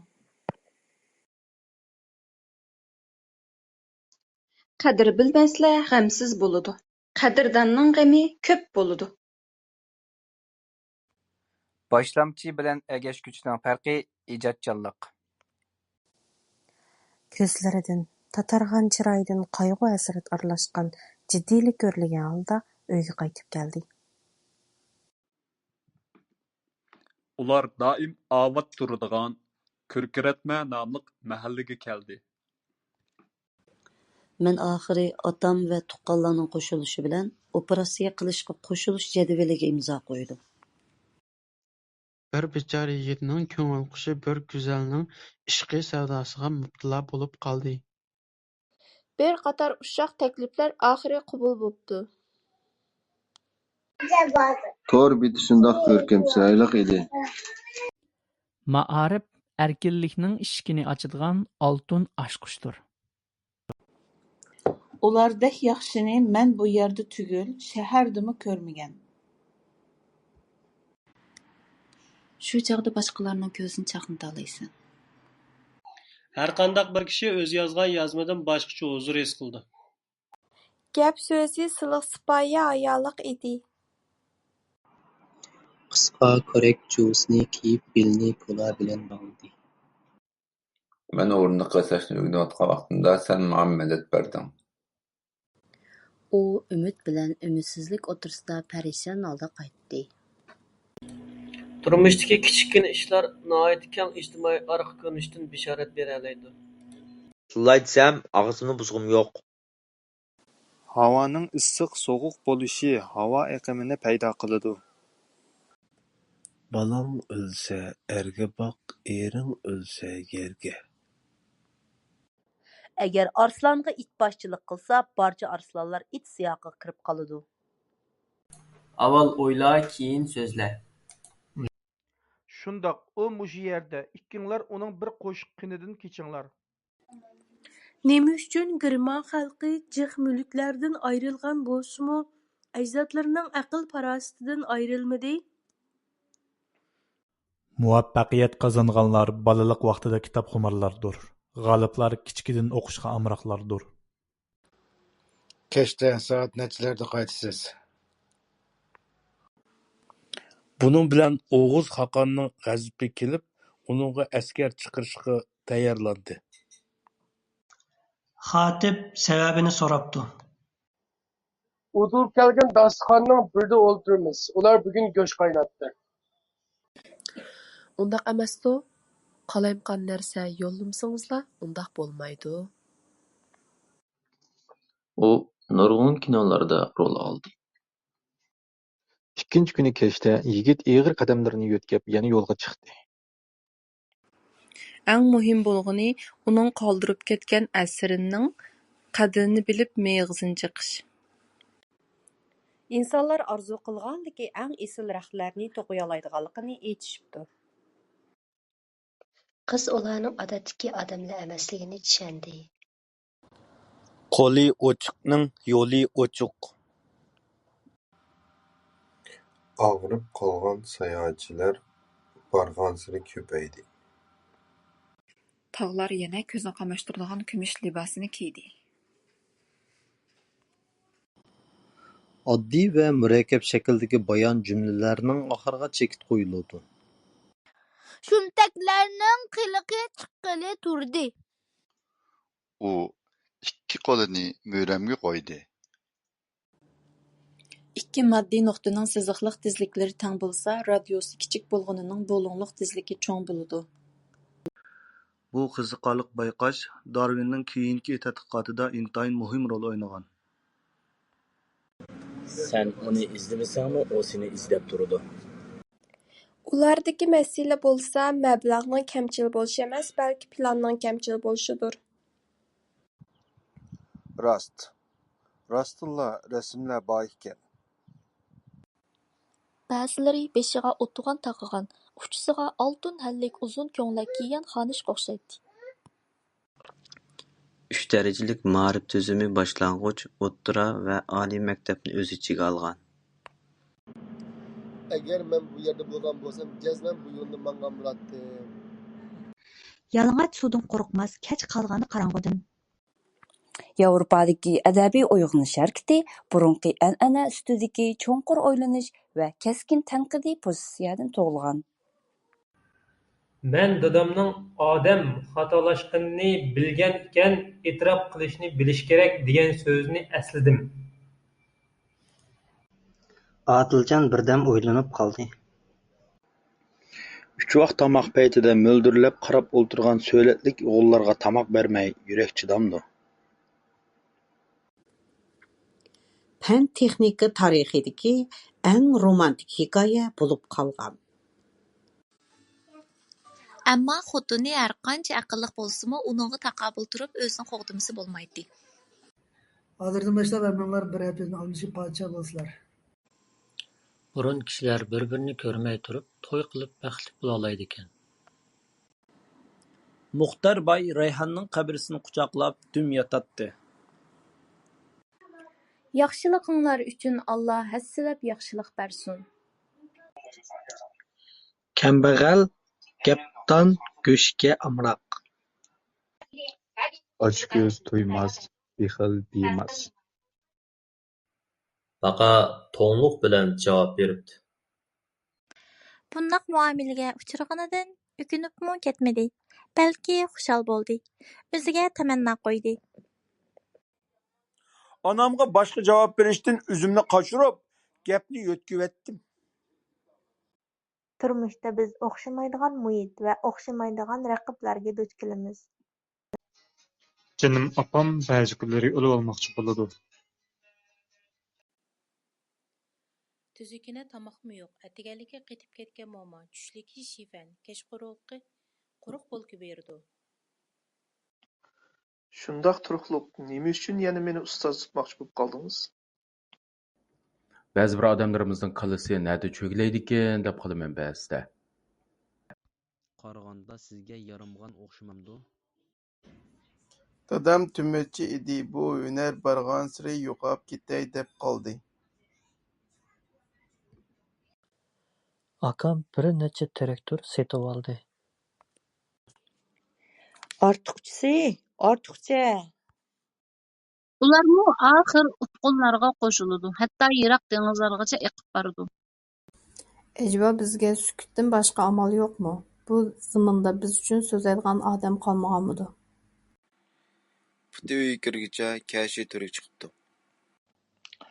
مائارىپ ئىدارىسى ئالدى بىلەن باشلانغۇچ مەكتەپ ئوقۇتقۇچىلىرىنىڭ مائاشىنى تارقىتىدۇ. بۇرۇنلاردا قاتناش ۋاسىتىلىرى بولغان ئات ئۇلاغ ھارۋىلىرىنى توختىتىدىغان مەيداننى دەڭ دەپ ئاتايتتۇق. ئۈرۈمچىدە جىددىي بىر ئايلىق ئۆي تاپقىلى بولارمۇ؟ ئۇ دەرۋازىدىن چىقىۋېتىپ ماڭا قايرىلىپ: رەنانىڭ خېتىگە بىر نەرسە يازمىدىڭمۇ؟ دەپ سورىدى. ئاتا-ئانامغا قارىغاندا ئېرىم تېخىمۇ ئاق كۆڭۈل ئادەم. ئەگەر ئۆز پىكرىمنى قوشۇپ قويۇشقا توغرا كەلسە، ئۇنى ئىلاۋە شەكلىدە كىرگۈزىمەن. يوپۇرغا ناھىيەسى تېرىم يېزىسى. ماشىنا ئادەمنى ئۇزۇن توك سىمى بىلەن بىللە سۆرەپ يۈرگىلى بولمايدۇ-دە.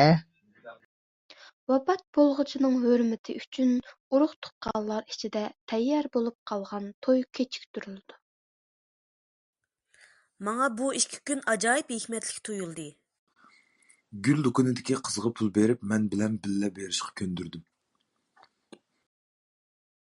باي بالىسى 15 كىرسە باش، كەمبەغەل بالىسى 30 كىرسىمۇ ياش. كۆپ خوتۇن ئالغان ئەسكى تۈسكە يىغار، كۆپ ئەرگە تەگكەن يوتقان كۆپە. ھەممىلا ساھە، بولۇپمۇ خىمىيە سانائىتى يۈكسەك تەرەققىي قىلغان. بۇنىڭدىن باشقا ئوتتۇرا بارماق ئۇچى بىلەنمۇ قاتتىق قوغۇن كاۋىلارنى ئۇرۇپ تېشىۋېتىشتىمۇ ئۆزئارا بەسلىشىدۇ. يېقىنقى كۈنلەردە ئىنسانپەرۋەرلىككە قارشى تۇرىدىغان جىنايەت بىر قىزىق تېمىغا ئايلاندى. ئۇ دېگەن زور بايلىقنىڭ ئاچقۇچى. باشتا ئۇ كۆڭلىدە ھېسابلاپ، بارمىقى بىلەن چاپىنىنىڭ يېڭىگە نېمىلەرنىدۇر سىزىپ ماڭدى. يېڭىلەرگە رەھمەت ئوقۇلدى، جەڭگاھ بىلەن ئۇنتۇلدى ئوكيان. ئادەم ماشىنىغا نېمە قىل دېسە شۇنى قىلىدۇ. سەن نۆكەرلىرىڭدىن بىر قانچىنى باشلاپ، تاڭ يورۇغۇچە تۇمشۇق ئېغىزىغا بېرىپ بول. پۇت پۇتقا ھەمراھ، قول قولغا. گېپىمنى چۈشەنگەنسىز؟ قولىدىكى سېۋەتنى يەرگە قويۇپ ئۆرۈك تېرىشقا باشلىدى.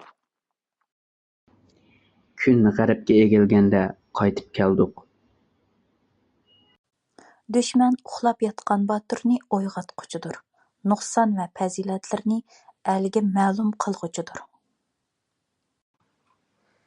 ئاڭلىشىمچە تىل ئەدەبىيات ئوقۇتقۇچىمىز يىقىلىپ كېتىپتۇ. بۇ يەردە ئوغرى يوق، ھىيلە قويغان ھىيلە يوق. دەرس جەريانىدا 2 ھەپتىدە بىر قېتىم ئىمتىھان ئېلىنىپ، ئوقۇغۇچىلارنىڭ ئۆزلەشتۈرۈش ئەھۋالى ئىگىلىنىدۇ. بىردىنلا چىلان تۇرۇق ئۆرىدەپ تۇرۇپ، بىر يۇلقۇنۇۋىدى، قورشاۋ سەل بوشىدى. ئاسىيا قىتئەسىگە بېرىلگەن سان ھەقىقەتەن ئازكەن. 30 چىشتىن چىققان سۆز 30 ئەلگە تاراپتۇ. قەشقەرنىڭ قىشى ئاز، سوغۇق ئەتى ياز. لۇغەتكە قارىساممۇ مەكتۇپ دەپ باركەن. بىراق سۆيگۈ ھەققىدە قەلبىمدە ئۆلچەم بار ئىدى. ئۆيىمىز بولسا ئارتام قوشنا ئىدى. ئۇلار نۇزۇگۇمنىڭ 15 يېشىدا مىللەتنىڭ نومۇسى ئۈچۈن قولىغا قورال ئالغانلىقىدىن خەۋەرسىز ئىدى. ئايغا ۋە مارسقا چىقىش كىشىلەرنىڭ خىيالى ئىدى. مانا ھازىر راست ئىشقا ئايلاندى. گوللاندىيە كوماندىسى سېنېگال كوماندىسىنى مەغلۇپ قىلدى. مەن گۈلبوستاندىن قانداق قىزىق كىتابلىرىڭىز بار؟ ماڭا ئوقۇۋېلىشقا بېرىپ تۇرامسىز؟ دەپ سورىدىم. ئۆزىڭىزگە بېرەلەيدىغان ئەڭ چوڭ سوۋغات كەچۈرۈش، يەنى ھەممە ئادەمنى كەچۈرۈش. ھەقىقەتەن بەك قىزىقارلىق يۇمۇرلاركەن. قولىڭىزغا دەرد بەرمىسۇن. غېرىب، يۈلەنچۈكسىز ئادەملىكىمنى تۇنجى قېتىم ھېس قىلىۋاتاتتىم. قەلبىنى سىيراق يۆگەيدەك چىرمىدى. ئۇ ئويلىغانسېرى ئازابلاندى. جۈمەكتىن چىققان سۇ دائىم بوشلۇقتا لەيلەپ قالىدۇ. ھەي، ئەسلىدە شۇنچىلىكلا بىر ئىشكەنغۇ، بىلىۋالدىم دەپتۇ-دە قاناتلىرىنى قېقىپ ئۇچۇپ كېتىپتۇ. ئادەم ئەتكەنگە تەزىم ئەت. تام شورىلىرىدىن ئاتلاپ ئۆتۈپ چۈشۈپ، باغلاردىن ئۆرۈك تاللاپ يەپ يۈرگەن ئىدىم. پاراخوت بىر خىلدا ئىلگىرىلەۋاتاتتى. Ana degan bir ajoyib mehri issiq farishta. Onalarimizning umri uzun bo'lsin. Xo'shlashadigan chog'da uyga borganda apangizga aytishni unutib qolmang, debdi. Dünya yarmankasiga quyiladigan buyumlarga tamoshnadan o'tkazish rasmiyatini bir tutash bajarib berdi. Men bu omoq ballarga yoshirincha sep saldim. Shundoq xiyollar bilan Qunoxun ko'zining uyquga ketib qolganini sezmadi. Qandaq odam bilan aralashsangiz, shundoq sapani yetildirsiz. Undaq qilishning biz uchun hech qanday qimmati yo'q. Biz sening ko'zingni ochib, bir qarashingga shuncha tashna bo'layotimiz. Aqlliq odamlar ko'p, ammo botirlar ko'p emas. Boshqalar qilolganini bizmi qila olamiz? Kim yordamga ehtiyojli bo'lsa, yordam qo'limizni sunishimiz kerak. Ko'rganingdan ko'pdir ko'rmaganing, ko'rmaganni ko'rarsan o'lmaganing. Uning dadisi ma'rifat parvar kishi bo'lib, farzandlarini o'qitish yo'lida tirishgan. Yarim kunda 1000 qur kod yozibdiman. Uyga qaytmoq bek tez bo'lib ketdi desa. Voh, ana necha tal nozik bambuklar, gulchi naslar chaqnaydi xuddi yulduzdek. Ko'p qutni olgan eski tuski yig'ar, ko'p erga tekkan yotqan ko'rpa. Zihnimiz, urg'ib turgan vaqtlarimiz mushundoq turmush bezim ostida o'tib ketarmi amdi? U yerga qarab bir eg'izmi gap qilolmadi. Aka, bu velosipedni menga ilib berdingmi? Shu chog'da uning qulog'iga birsining vaqirgan ovozi anglandi. Bir qator chekish savollar odamni o'ylantiradi. Chekish xiyollarga boshlaydi. Yaxshini maqtasang yarashidi, yomonni maqtasang adashidi. Şemsiye nurg'un she'r qo'shiqlarini yodladi. Acaba ay şarının yeşi yer şarınınkidimi çoğumikine? Uçakmı iki xil bo'lib, o'ra uçak, yer uçak deb ataladi. Qiyin ish yo'q olamda, ko'ngil qo'ygan odamga. Men yiroq cho'llikdan keldim. Uni bir yo'qlab qo'yay degan ko'nglim bor edi. Ular eng inchikka yipak va eng yaxshi oltinlarni berishni jiddiy talab qilibdi. Ta'tir tanosibliq funksiya degan nima? O'ng tanosibliq funksiya degan-chu. Yaxshi turganingizni ko'rib xush bo'ldik. Davomli omon bo'ling. Aradan 2 yil o'tmayla u kichik o'g'li Erkinjonnimi o'ylashga majbur bo'ldi. Azroq yeb uchimi yo'qmi? Dal shu chog'da qotindagi qo'y so'zib ma'ridi. Hissiyotning kayliga kirib ketma balangzo, kirsang chiqolmay qolsan. Faqatla qirg'oqda dengizga tikilib qarab tursang, dengizdan kechib o'tolmaysan. Bu yerni siz boshqaramsiz? Her shanba ve yakshanba kunlari bolalarni yuqorqi tantarbiya guruhlari orasida o'tkazilgan musobaqalarga olib boradi. Turmushimizda nurg'un idish va qachlar silindir shaklda bo'ladi. Keklik qog'ining minishini do'rab, chatirqi yirtilib ketibdi. Birdamdan keyin yana yeyilib, yiroq-yiroqlarga uzib ketdi. Suv kelguchi tug'an Tövriksimon jism, bigissimon jism, kesme jism, şarsimon jismlar geometriyalik jismlardır. Kelar oy oxiridagi faoliyatga shundoq qatnashqimiz bor edi, lekin vaqtni to'g'rilash imkoniyati bo'lmay qoldi.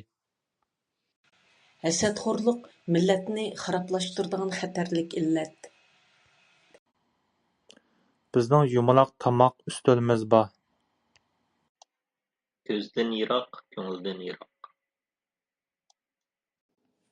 Amerikada bolalarning bunday fursatdagi barobarligi meni qoyil qildi. Necha ming yil burun yashagan kishilarni tilga kirgizalaysan. Allah her daim bizni o'zi rozi bo'ladigan, yaxshi ko'radigan amallarga muvaffaq qilsin. Ular tilamchi bo'lg'achqa mutafakkur bo'lganmi yoki mutafakkur bo'lg'achqa tilamchi bo'lganmi, buni ayırayolmadim. Qanchalik badal ketsimi, mashina kira qilib chiqib, uningdan apple so'rab kelatdim. Yuqoridan rostila bo'z at mingan Nazarxon xo'jam bir necha odam bilan etini o'ynatib kelmoqda edi. Kim bizni qo'llasa, biz shuning bilan do'st bo'lamiz. Yigit beshi mashrab faoliyatiga yetakchilik qilish vazifasini o'taydi. Ustozning kutib turg'uniga ko'p tashakkur.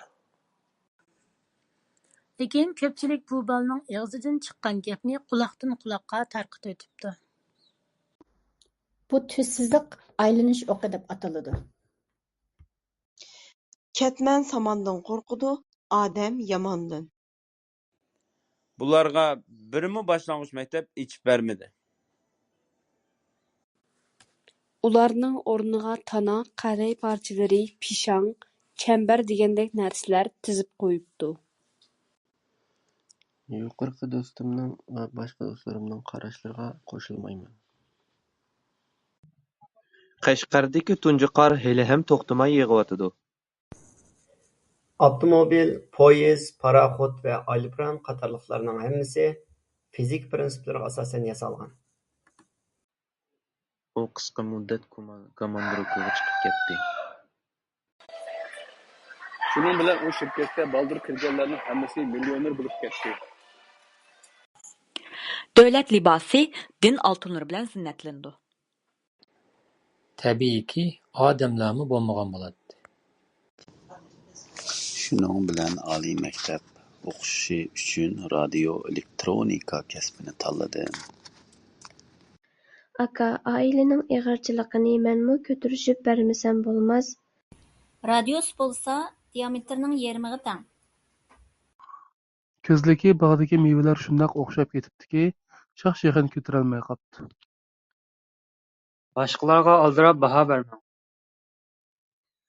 Chunki u mening do'stim deb javob beribdi. Yarning surtiga qarama, xulqiga qara. Sukut to'p-to'g'ri bir minut davomlashdi. Uyg'ur to'rbatlarimiz texmi gullangay, texmi nodir temalar uzumgay. Andin Alaqan kompyuterini açdı. Men ma'lamga bek amroq. Nuri xiyol bilan ho'ylda uzoq mangdi. U muzildi, charchab qattiq asindi. O'zimizga o'zimiz ishonmasak, boshqalar bizga mangu ishonmaydi. E'tirof qilmay turolmaymizki, ko'chma uskunlar, aqliy yanfonlar turmushimizga yangilik qilib keldi. Dünyadaki lezzetlerinin lezzeti sana muhabbet bağlayan kızdan keladi. Chiroyliq emas, so'ygan chiroyliq. Gapni tijmaldan so'ra, yo'lni karvondan. Gap o'zimizning tirishchanligida. Mushundaq ketaversak, davrimizning keyinda qolganimiz qolganda. Hamma ishlar bala yaxshi bo'lib ketadi.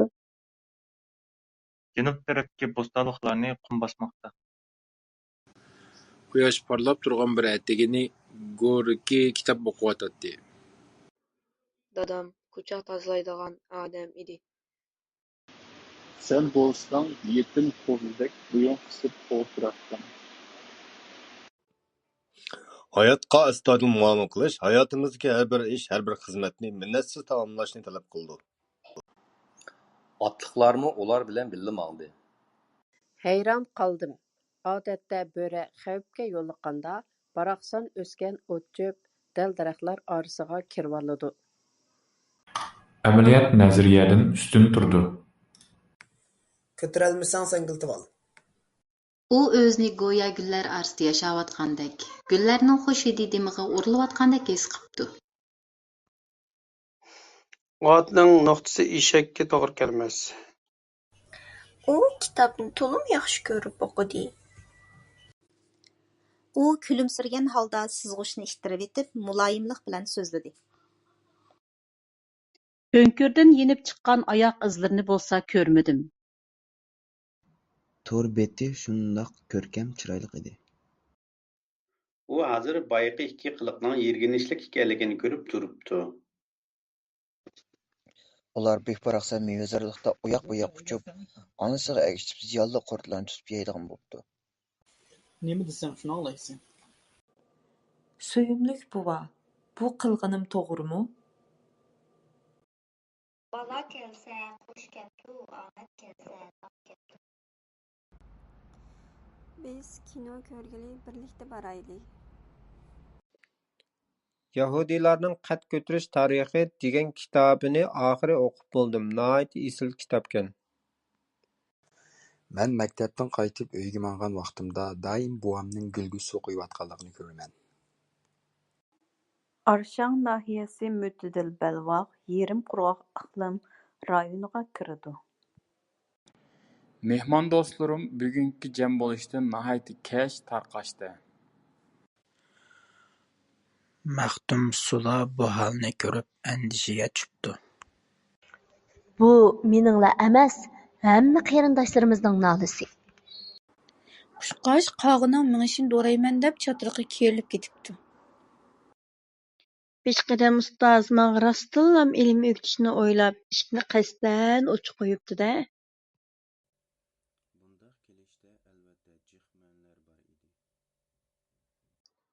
ئۇ دەماللىققا قايسى يىغىن ئىكەنلىكىنى ئاڭقىرالماي ياندۇرۇپ سورىدى. ئويناۋاتقان بالىلاردىن بىرى بۇ بوۋاينى كۆرۈپ يولنى بوشاتتى ھەمدە قول قوۋۇشتۇرۇپ سالام بەردى.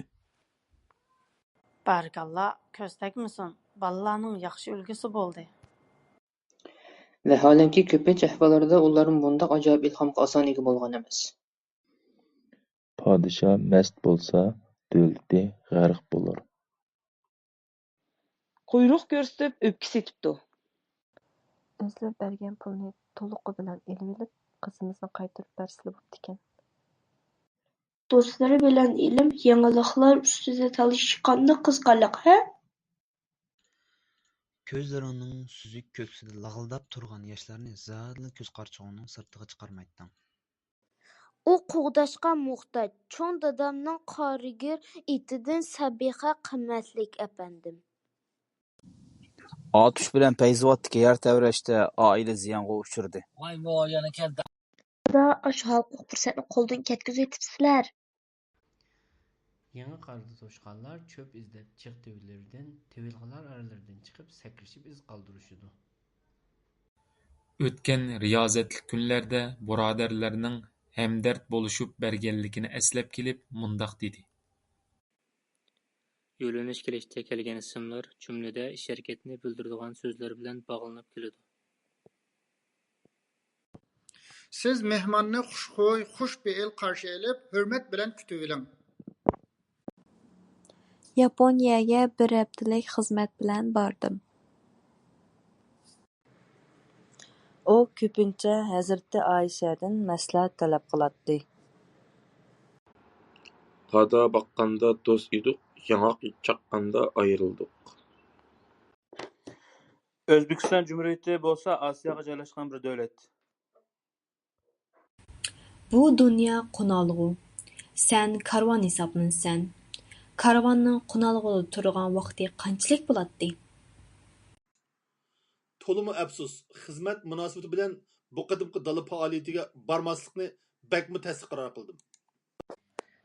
ياخشى يېزىلغان شېئىر ئىكەن، ئەجرىڭىزگە رەھمەت. چاڭقىغانغا سۇ بەر، مۇزلىغانغا ئوت. ساڭا ھاجىتىم شۇكى، ئوغلۇمغا قاراپ تۇر، ئۇنى تاشلىۋەتمە. مېنىڭچە مۇشۇ پىكىر جايىدا بوپتۇ. بىزنىڭ چەۋەندازلاردىن بىرى ئېتىنى ئۇنىڭغا يانداشتۇردى، ئىككىيلەن ئوغلۇقنى ئارىغا ئالدى. مۇئەللىم ئۇنىڭ يېنىغا كېلىپ كۈلۈمسىرىگەن ھالدا سورىدى. ئەقىل ئىدراكتىن باشقا بارلىق پەزىلەتلەرنى ئىنسان ئۆگىنىدۇ، ئاندىن بىلىمى يېتىلىدۇ. ياش ئۇيغۇر سەنئەتكار قىز ئەسەرلىرى ئارقىلىق ئۇيغۇر مەدەنىيىتى ۋە تارىخىنى تونۇتماقچى. شۇنىڭ بىلەن قورچاقلار تەرەپ-تەرەپتىن ئۇچۇپ كېلىشكە باشلاپتۇ. ئەتىۋارلىق بالىمىز قىمىردىن مەدرىسەدە 4 يىل ئوقۇپ ھەپچەكتىن چىقالمىدى. يۇقىرى دەرىجىلىك دىپلومات ئاگاھلاندۇرۇپ، جۇڭگونىڭ نوپۇس كۆلىمىنى ئەستە چىڭ تۇتۇش كېرەك دېدى. تاغ باغرىدا ئىشلەۋاتقان كىشىلەر يۈگۈرۈپ تاغقا چىقسا بۆرە كۆرۈنمىگۈدەك. ئاجىز تەنلىرىمگە ئاچچىق ھىجران مەڭگۈلۈك ھەسرەتتىن ئىشكەل سالماقتا. ھونىجىننىڭ بېشىغا كەلگەن كۈن موزاينىڭ بېشىغىمۇ كېلىدۇ. چۈش كۆرۈۋاتقاندەك بىر خىل ھېسسىيات بىلەن پەخىرلىنىش، سۆيۈنۈش ھېسسىياتىغا چۆمىسىز. دادا، قىز دوستۇڭ بار ئوخشىمامدۇ؟ سەن سۆرىلىپ يۈرسەڭ يەنە كىم مېنىڭ لايىقى بولۇشنى خالىسۇن؟ ئۇ گويا بىر پەستىن كېيىن يېتىپ كېلىدىغان ھىجراندىن خەۋەرسىز ئىدى.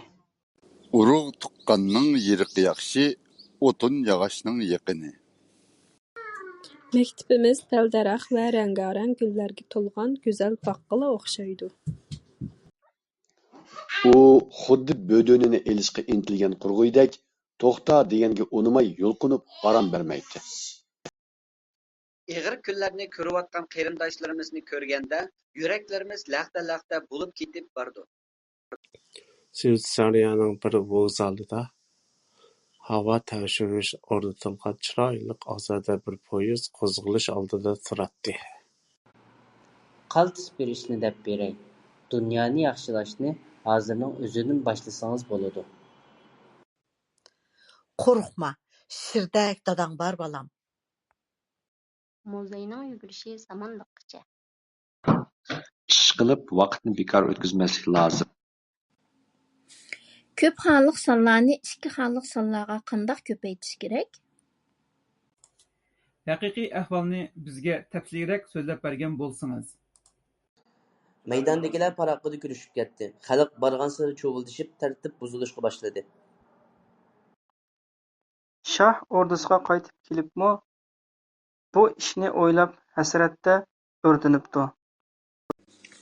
ئەسما شۇنداق دەپ ئوغلىنىڭ قوللىرىغا، پۇتلىرىغا ئۆزىنى ئېتىپ سۆيۈشكە باشلىدى. ئوغلۇم قاش كۆزلىرىدىن تارتىپ گەپ سۆزلىرىگىچە قىيناتامغا قۇيۇپ قويغاندەك ئوخشايدۇ. ھازىر ھەشەمەتكە، يوغانچىلىققا ئۆگىنىپ قېلىپ، كېيىن كۆنەلمەي ئاراڭلار ياخشى بولماي قالمىسۇن؟ چوڭ ئاكاڭ ئەبەيدۇللا مېنىڭ كەينىمدىن يۈرۈپ پىشقان دېھقان بولۇپ كەتتى. بىراق شۇ كۈنى كەچقۇرۇن بالىلارنىڭ ئاپىسى 3 ياشلىق قىزىنى يېتىلەپ كىرىپ كەلدى. ئۆزئارا چۈشىنىش بىز ئۈچۈن ئىنتايىن مۇھىم. ئەلۋەتتە سىز يەنە پىللا ئاۋازى ئارقىلىقلا ئالاقىلاشقان چاغدىكى ئاۋازدا ئىنسانلارنىڭ نېمە ئۈچۈن ئاڭلىيالايدىغانلىقىنى چۈشىنىپ ئالالايسىز. ئىككىنچى ۋەقە شۇنىڭدىن 1 يىل كېيىن ئىدى. ئۆيدىكىلەرنىڭ بۇ ئىشنى پەقەت ئېغىزىغا ئالمىغىنىدىن ھەيران بولدۇم. ئۇ ھەسرەتلەنگەن ھالدا شۇنداق دەپتۇ. ياۋروپا بايانات ئېلان قىلىپ سۈرىيەنى قاتتىق ئەيىبلىدى. مەكتىپىمىزنىڭ گۈللەپ ياشنىشى ئۈچۈن تەڭ كۈچ چىقىرايلى. ئەھۋالنىڭ نېمە ئەھۋال ئىكەنلىكىدىن قەتئىي نەزەر، سىز توغرا قارارنى بىلىدىغاندەكلا قىلىسىز. ئوڭ كاشتىڭغا ئۇرغاندا سول كاشتىڭنى تۇتۇپ بەر. ئوغلۇم مەكتەپتە 2 ساۋاقدىشى بىلەن سوقۇشۇپ قېلىپ، كۆڭلى بەك يېرىم، يىغلاپ قىرىپتۇ. ئەگەر سىز مەجبۇرلانمىسىڭىز نېمە ئۈچۈن ئۇنداق قىلىسىز؟ بۇنداق ئەھۋالدا قايسى قوچقار يەڭسە، شۇ قوچقار داڭلىق قوچقار نامىغا ئېرىشىدۇ. نۇرغۇنلىغان ئىسسىق سوغۇقلار بېشىمىزدىن ئۆتتى. ئەمما بويۇن ئەگمىدۇق ھەمدە ئەگمەيمىز.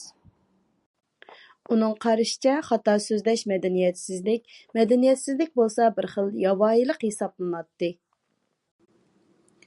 راست، ئاتا ئىزىنى ئوغۇل باسىدىكەن، ھەقىقىي ئوغۇل بالا باسىدىكەن. ئارپا قوناق ئاش ئىكەن، ئالتۇن كۈمۈش تاش ئىكەن. 30 ئوغۇل مەشرىپىگە ئەزا بولۇشنىڭ تۈزۈمى بار. بەزىدە ئۇ دەپتەرگە بېشىنى قويۇپ، قېرىندىشىنى چىڭ تۇتقىنىچە ئۇخلاپمۇ قالاتتى. دادام رەھمىتى ئاشنى ئالدى بىلەن بىزگە بېرىپ، ئاشقىنىنى ئۆزى يەيتتى. Bu yer qushning uvusi bo'pti. كوچىدىكى ھەممە ئادەم ئالدىراش مەنزىلگە قاراپ مېڭىپتۇ. مەنىسىز ياشلىق سايدىكى تاشلىق. گوللاندىيە ئۇتتۇرۇۋەتتى ئەمەسمۇ؟ ئۆزىڭىزنىڭ سەرگۈزەشتلىرىگە بىرلەشتۈرۈپ سۆزلەپ بەرگەن بولسىڭىز. ئاپەت خاراكتېرلىك بوران چاپقۇن 3 كۈن داۋاملاشتى. يەڭگەم ئاڭلىغان بۇ ئىشنى ئاپام بىلەن ھەدەمنىڭمۇ ئاڭلىشى تۇرغانلا گەپ ئىدى. مېھرىنىسا ئالىي مەكتەپتىكى چاغلىرىدىمۇ مۇشۇنداق چىرايلىق، خۇشبىچىم، ئىللىق ۋە مېھرىبان بىر قىز ئىدى. ئۇنىڭ پېشانىسىدە چوغدەك پارقىراق مېڭە بولۇپ، خۇددى تۆمۈر قوزۇققا ئوخشايتتى. دەرەخ ئۇچلىرىغا قىزغۇچ جىيەك تۇتۇش بىلەن تەڭ، دەرەخ تۈۋى سۇس قاراڭغۇلۇققا مەھكۇم بولدى. مۇۋەپپەقىيەت قازانغانلار بالىلىق ۋاقتىدا كىتاب خۇمارلاردۇر. غالىبلار كىچىكىدىن ئوقۇشقا ئامراقلاردۇر. 5 مىنۇتلۇق يېرىنى كۆرۈپلا «ھۆ» دېدىم. رولنى پەقەتلا ياخشى ئالالماپتۇ. ئۇ كىچىك چېغىدا دائىم دوستلىرى بىلەن بىللە مۈكۈشمەك ئوينايتتى. چاڭقىغانغا سۇ بەر، مۇزلىغانغا ئوت. 10 aydan keyin u oxirgi xizmatini tamomladi. لېكىن بىز كېلىۋاتىمىزمۇ ياكى نىشاندىن بۇرۇلۇپ كېتىۋاتىمىزمۇ؟ ھەممىسى دەرگۇمان. سوراپ بىلىش ئەيىب ئەمەس. قىيىنزارلىق شاختىن شاخقا قونۇپ يۈرگەن قۇشلارنىڭ شوخ سايراشلىرى بىلەن جانلىنىپ كېتىدىغان بولدى. ئەتىگەندە ئىشقا نەق 1 سائەت كېچىكىپتىمەن. ئاپىڭىز مېنىڭ ئەڭ ياخشى دوستۇم. ياغە يامغۇر، تۆكۈۋەت ياشلىرىڭنى. Bugun yakshanba, havo ochiq edi. كېرەمگە قاراپ مېلىڭنى چىقىم قىل. خېمىرنى چىڭ يۇغۇرىمىز، كاۋىنى ئاقلاپ، پاكىز يۇيۇپ، دانچا قىلىپ توغرايمىز. ياخشىلىق يۇقىرىغا چىقىشتەك ئېغىر ئىشتۇر. يامانلىق تۆۋەنگە چۈشۈشتەك ئېرىشمەك ئاساندۇر. گۈلگە قونغاننىڭ ھەممىسى بۇلبۇل ئەمەس. ئىت كاللىسى تەخسىدە توختىماس. Qaysinglar kuychi degan naqsh anglaydigan deb ishiltib baqdinglar? Qalaqshıgan ovozni anglagan o'rdak orqaga burilibdi. Prinsip bo'lsa biz tanlagan harakatlarning natijasining qandoq bo'lishini belgilaydi. Uning chiroyidan meni xeyli uzoq saqlaganligi va titit bo'lganligi chiqib turadi. Albatta, siz yana pillar ovoz orqali aloqalashgan chog'dagi ovozni insonlarning nima uchun anglay olmaydiganligini tushunib olasiz. Atomning ichida yana musbat zaryadlik modda bor. Men 2 kun ruxsat so'rab vaqt chiqara olmayman. Xo'rozning toji bo'lguncha, to'gining quyruqi bo'l. Arab yerim oroli dunyo bo'yicha eng cho'ng yerim orol. Achchiqning dastidan o istikanni yerga cho'rivetdi. Maktab yotoqda yotadigan o'quvchilarning kechida xohlagancha chiqib ketmasligini belgilagan. Yiroq va yaqindagi ehtiyojini tangshiyolmagan odam tasavvur bo'shliqi bo'lmagan odam, baxtiyor odam sanalmaydi. O'tmi tüşük bo'lib ketgan o'g'zisining bir muncha yeridan badrilar ko'rinib turadi. Agar mening qislatlik bo'yiqim bo'lsa, qushlarga jiqdan sezib beradi. Tasma belbog' bilan pichoqni elib Amonqulning qo'llari ixtiyorsiz titrab ketdi. U bu naqshini men bilan Ra'noga bag'ishlab aytgandek qiladi. Ahmad Kuruk og'ziga tegmay vatildab ketdi. Bir tushdan keyinki yana bir yerga tayyorlik qilib tursam, do'stimdan uchur keldi. Ma'nisiz yoshliq, saydiki toshliq. بارلىق دولقۇنلارغا ئوخشاش نۇردىمۇ ئىنتېرفېرىنسىيە ۋە دىفراكسىيە يۈز بېرىدىغانلىقىنى بىلىۋالدۇق. قۇش ئاسماندا ئۇچسا سايىسى يەرگە چۈشەر. ۋىجدان دېگەننى كۆرگىلى، تۇتقىلى بولمايدۇ. بىراق ئەگەر سىلدە ۋىجدان بولمىسا، سىزنىڭ قىممىتىڭىز ھايۋانچەكمۇ بولمايدۇ. سوئالىڭ گوياكى يېلىنجاپ كۆيۈۋاتقان بىر پارچە قىزىل چوغدەك يۈرەك باغرىمنى ۋاژىلدىتىپ كۆيدۈردى. ئۇ بىردەم ماڭا قاراپ قوياتتى. ئۇنىڭ دېيىشىچە، بۇ يەردە ھۆرمەتكە سازاۋەر مېھمانلارنى مېھمانخانىدا ياتقۇزۇش ناھايىتى ئەيىب ھېسابلىنارمىش. ئۇ ئۆزىنى ئاقلىيالمىدى، ئۆزىگە تەسەللى بېرەلمىدى. ئاتالارنىڭ جەڭلىرى ئۆچمەيدۇ تارىخ بەتىدىن، نەسلى قالدى جەڭگاۋەر، بىز ئۇنىڭ ئەۋلادى بىز. ئاپا، مەن يەيچۇ. مەن ئەزەلدىن تاماق تاللىمايمەن. 30 ئوغۇل مەشرىپى ئاساسەن كۈزلۈك ھوسۇل يىغىلىپ بولغاندىن كېيىن باشلىنىدۇ. ئادەتتە كىشىلەر بىر-بىرىنى چاقىرغاندا ئىسمىنى تاشلاپ قويۇپ، لەقەمىنى ئاتايدىغان ئىشلارمۇ كۆپ ئۇچرايتتى. ھەببەللى، سىزگە ئوخشاش كۆزى بار ئادەم تونۇيدۇ. ئاساسلىق دېھقانچىلىق مەھسۇلاتلىرىدىن بۇغداي، قوناق، پاختا، ئۈزۈم، قوغۇن، چىلان، كۆكتات قاتارلىقلار بار. شۇڭا ھەر ئىشتا بىر ھېكمەت بارلىقىنى ئەستىن چىقارماي ئۈمىدۋار ياشاش كېرەك.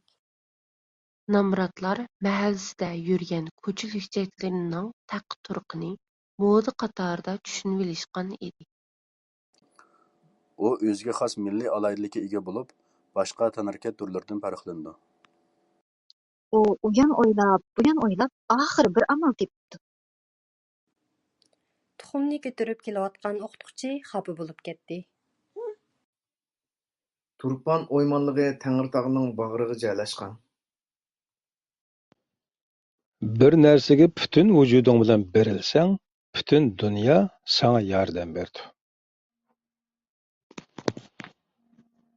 تەن ساقلىق، پادىشاھلىق. بۇ ئەسەر راستلا يۇمۇرلۇق ئەسەر ئىكەن. ياخشى تەرجىمە قىلىپسىز. ھەر بىر كۈنىڭىزنى خۇددى ھاياتىڭىزنىڭ ئەڭ ئاخىرقى كۈنىدەك ئۆتكۈزسىڭىز، كۈنلەرنىڭ بىرىدە ئۆزىڭىزنىڭ توغرا قىلىۋاتقانلىقىڭىزنى بايقايسىز. ئۇ قىيىنچىلىققا دۇچ كەلگەندە قانداق يول تۇتىدۇ؟ شۇڭا سەن باشقىلارنىڭ ئەقىل-پاراسىتى ۋە جاسارىتىدىن ھالقىپ كەت. بىخۇدلۇق قىلغان قاراۋۇللار قاتتىق جازالاندى. ئالەملىك تارتىشىش كۈچى قانۇنى بۈگۈنكى سۈنئىي ھەمراھ مەيدانغا كەلمىگەن بولاتتى.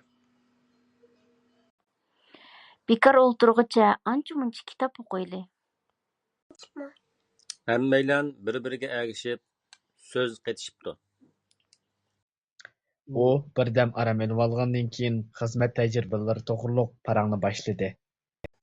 ئۇيغۇر يازغۇچىسى مۇھەممەتجان راشىدىننىڭ «تىنىگەن كۆڭۈل» ناملىق پوۋېستى. ئۇلار مۇشۇنداق قابىلىيەتكە تايىنىپ، ئۆزى ياخشى كۆرىدىغان كەسىپكە چوقۇم كىرەلەيدۇ. ئەمدى سەن ئاق-قارىنى پەرق ئېتەلەيدىغان بولۇپ قالدىڭ. ماڭا قىلىۋاتامسەنمۇ ئۇ گەپنى؟ ئاكام ئىچكىرىدىكى تولۇق ئوتتۇرا مەكتەپكە ئىمتىھان بېرىپ ئۆتتى. تام تېشىپ تېرىق ئاپتۇ، مۇز تېشىپ بېلىق. سەتلەشكەن قاغا قېرىنداشلىرى ئارىسىغا قايتىپتۇ. مەسىلىنىڭ ئېغىرلىقىنى ھېس قىلالمىدى. 5 بارماق تەڭ ئەمەس. Düz sızıqlıq hərəkət degən nimə? Əgri sızıqlıq hərəkət degənçü. غېرىبنىڭ ھالىغا غېرىب يېتەر. بىر قېتىممۇ ئۇتتۇرماي يېڭىشنىڭ تەمى ئۇنچە شېرىن ئەمەس. Taqatsizlik bilan kütgan kunlar oxiri keldi. Bir yıldızdan oziq ilib, egiz ھەم بۈك باراقسان دەرەخ بولۇپ يېتىشتى. ھاياتلىق مۇستەقىل ياشاشنى ئۆزىگە تۆۋرۈك قىلغان. ئۇنىڭسىز كىشىلىك تۇرمۇشنى تەسەۋۋۇر قىلىش مۇمكىن ئەمەس. يۈرەككە بۇيرۇق قىلىش مۇمكىن ئەمەسقۇ دەپ يازغانلىقى زادىلا ئېسىمدىن كەتمەيدۇ.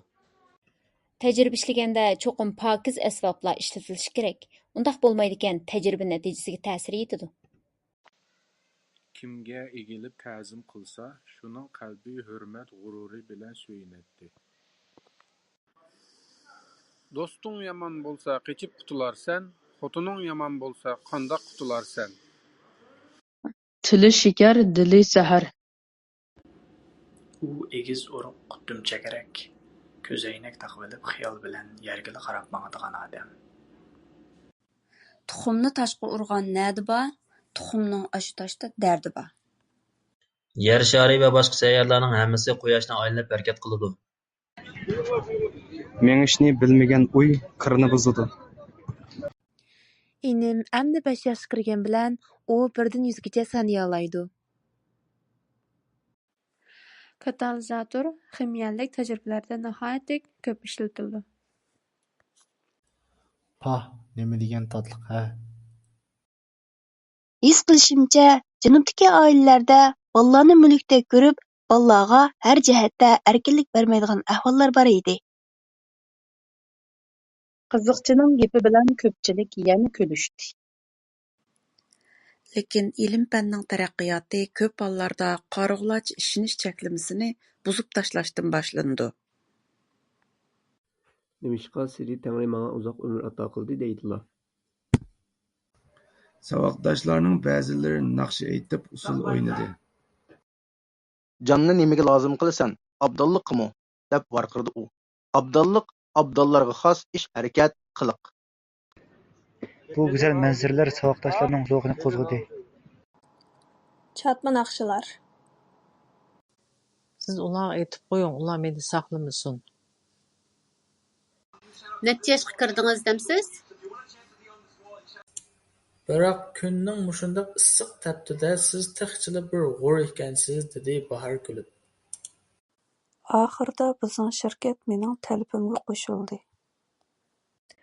بىرگە ئىشەنسىڭىز بولىدىغان yoki bo'lmaydiganligini bilishning birdan-bir usuli u odamga ishonish. ئىشلىتىۋاتقان دوستلار بولسا ماڭا ئەۋەتىپ بەرسەڭلار بوپتىكەن. ئەر-ئايال ياخشى ئۆتكەن بىلەنمۇ ئانىسى ياخشى بولمىسا بەك چاتاق.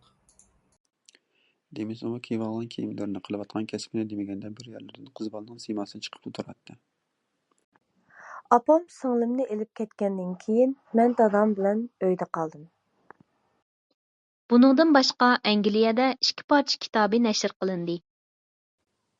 ئەگەر قىرغىزىستان ۋەزىيىتى يامانلاشسا، كوللېكتىپ بىخەتەرلىك تەشكىلاتى ئارىلىشىدۇ. شۇ جەرياندا ئۆزۈممۇ تەدرىجىي ھالدا رادىيوغا قىزىقىدىغان بولۇپ قالغان ئىدىم. ئۇ پائالىيەتنىڭ ۋاقتىنى بىر ئاز كەينىگە تەڭشىگىلى بولامدۇ؟ ئىجرا قىلىنغۇچى سۈرۈك توشقۇچى ئىجرا قىلمىغان بولسا، ئىجراچى مەجبۇرىي ئىجرا قىلدۇرىدۇ. كۆزلىگەن تىزىملىتىش سانىنى 1000غا يەتكۈزۈش نىشانىمىزدىن ئاخىرى ھالقىدۇق. تۈرك دۆلەتلىرى تەشكىلاتى ۋە ئەزەربەيجان قاتارلىق دۆلەتلەر تۈركىيەگە تەزىيە بىلدۈردى. تۇرسۇنجان بىلەن بىر مەۋسۇمدىن كېيىن ئۇچراشتىم. توكۇرنى يەردە تۇت، توشقاننى قاردا. دەم ئېلىش ھەجەپ ئىشتىك تۈگەپ كەتتى دېسە. ئۆزىمىز قان قېزىپ جاپا تارتمايتتۇق. ئۆزىمىزنىڭ بىر ئۆگەنگۈچى ئىكەنلىكىمىزنى ھەر ۋاقىت ئەستە تۇتايلى. ئىلاھىم شۇنداق بولسىكەن. نۇرى شۇنداق بولۇشىنى تولىمۇ ئارزۇ قىلاتتى. ئۆزىنى چاغلىمايدىغان بۇ سولتەك نېمە قىلماقچىكەن؟ يەنى ئوسمان ئىمپېرىيەسى يەھۇدىي ۋە باشقا مىللەتلەردىن ھەرگىزمۇ دىنىنى ئۆزگەرتىشنى تەلەپ قىلمىغان. تىللاي دېسەم سەن بىلەن ھېچقانداق ئاداۋىتىمىز يوق. بىرەر كالتەك سالاي دېسەم جېنىڭغا ئىچىم ئاغرىدى. بەختى كۈندىن كۈنگە زىيادە بولۇپ كۈنى پارلىدى. جىمجىت قەبرىستانلىقتا قاتتىق خورەكتىن باشقا ئاۋاز يوق ئىدى. ئەگەر ئىككى تەرەپ تەڭ بولۇپ قالسا 10 مىنۇت ئۇزارتىلىدۇ. نېمە ئىش بولسا بىرلىكتە بىر تەرەپ قىلايلى. ئابدۇقادىر داموللا مەرىپەتپەرۋەر، تەرەققىيپەرۋەر بىر زات ئىدى. ئاتومنىڭ دىئامېتىرى ئىنتايىن كىچىك. Buni Yanfonda yo'llagan edim-g'u? O'zlarini boshqalarning oldida qandoq tutishni, o'zining obrazini o'ngishli qilib tiklashni biladi. Hikmatsiz mollilar kitob saroyi qo'lidan ish kelmaydi deb qaraladigan. Jahonda Uyg'ur tilidanmi go'zal til bo'lmasa kerak? Agar ulardanmi mo'zduz, maylamchi bo'lgan bo'lsa, silishtirib ko'rgan bo'lardim. Arqаңga ko'z tashlab ajdodingga, oldingga ko'z tashlab avloding qara. Shundala erishkiningni, yo'qotganingni bilalaysan. U birdilla ko'chaning yaqasida turgan bir doskini ko'rib qoldi. Bugun nim bo'ldikin, beshim og'ribli turdi. Bu yerda faqat sarqumdan boshqa hech narsa yo'q. Hasratxo'rdan baxtingni yoshur, dalloldan dardingni. So'z shu yerga kelganda qaga qaqildab uchib ketibdi. O'rganishimizning cho'nqurlashiga ergitib, buningdagi sirlarni asta-asta aydınlaştırıp olamiz. Ular menga ishonib aytib berdi va yozishimga bo'ladiganini aytdi.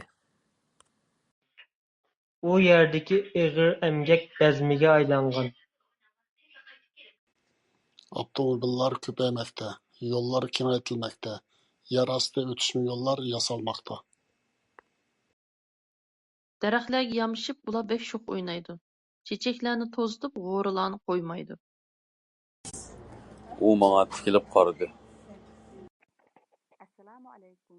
Qanday ahvolingiz? Yaxshi ko'ryapsizmi? Senden mundaq lağzı gaplar chiqar deb kim o'ylabdi? Saqal degan o'chkidimi bor. Bir kuni maktabdan qaytib kelib, quyoshning o'ltiray deb qolganini ko'rdim. Bahor kelganda ular o'rmonlikqa beribdi. Bu chog'da daraxtlar biqsirib chechaklangan. Qayg'u hasratning hayotning muhim bir qismi ekanligini qabul qiling. Mushu yerda o'ltirgan barliq kishilarning hammasi uning gapining ichida gap borligini bilib bo'ldi. Nurg'un kashfiyotchilarning barliqqa kelishiga ana shundoq tush va xiyollar sababchi bo'lgan. Chin hislaringizni, inchika ko'zlatishlaringizni qaramoqqa oddiy, ammo bakmi jonliq yezibsiz. Bizdan undaq savolni so'raganingiz nimasi?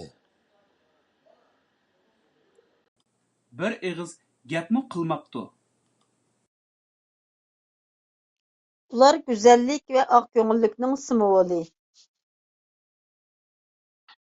Jiddiy qutqizish mashinasi bu kishilarni tezdan doktorxonaga elib bordi. Bor bo'lsa turolmaydi, yo'q bo'lsa chidayolmaydi. Shundoq. Shun uzluksiz tirishish va o'ziga ishonish bek muhimdir. Gap qilsimi ish ustidagi gapdan boshqa hech nim demaydi. Men shuni jakarlaymanki, bugundan boshlab maymun hayvonot podshohi bo'ladi, debdi. Ata atdiganlik choyni bo'lsin, biznikidan ichib yo'lga chiqsin. Sen rangdor qalaming bilan dunyodagi barliq go'zallikning suratini sizib chiqsan. Lipildab kuyayotgan sham uyni g'uva yo'rtib turadi. Intayin to'g'ri aytilgan gap ekan. Bala ko'rganni do'raydi, qeri ko'rganni so'raydi. Ezib qolgan tuga karvini. Atrof yashirishga boshlagan, qirlar ko'kargan. So'gatlar jalo salgan edi. Bugun menga ko'p kishilarning suhbatining zaharlik ilonning zahiridanmi bekroq ziyonli ekanligi bilinyotidi. Rost, biz ajoyib sayyoralar edik. Seni davr qilibla cho'rgilaydik. Ba'zida o'g'limning chuchuk gaplari va erkalashlari menga hasaldanmi tatliqdek bilinib ketadi. Qaranglar, bahor majnuntallar uchida ilanguch uchib o'tibdi. E'lon qilinish vaqtiga qaramay, qayerga yangilangandu deb izlab ketibdiman. Alpu desa buvan chiqadi. Eng oxirgi to'p baq oltis kiribdi. Kambag'alning chiyi chiqidura. قىلالمىدىم ياكى قىلالمايمەن دېگەندىن بىر قەدەم ئالغىنىڭ مىڭ ئەۋزەل. بىراز تۇرۇۋېلىپ ئۇنىڭ ئۆپكە-ئۆپكىسىنى باسالماي يىغلاۋاتقانلىقىغا قاراپ يەنە ئەسكەرتتىم. شۇ پەدىدە مېھمانخانىغا قايتىپ ئۇخلىغۇچە پاراڭلاشتۇق. قىز جاۋاب بەرمەستىن سۆسەر ياغلىق جۈۋىسىنى سالدى. بىر ئادەمنىڭ 40 ياشتىن ھالقىپمۇ ياخشىلىقى يامانلىقىدىن غالىب كېلەمسە، ئۇ دوزاخقا تەييارلىق قىلسۇن.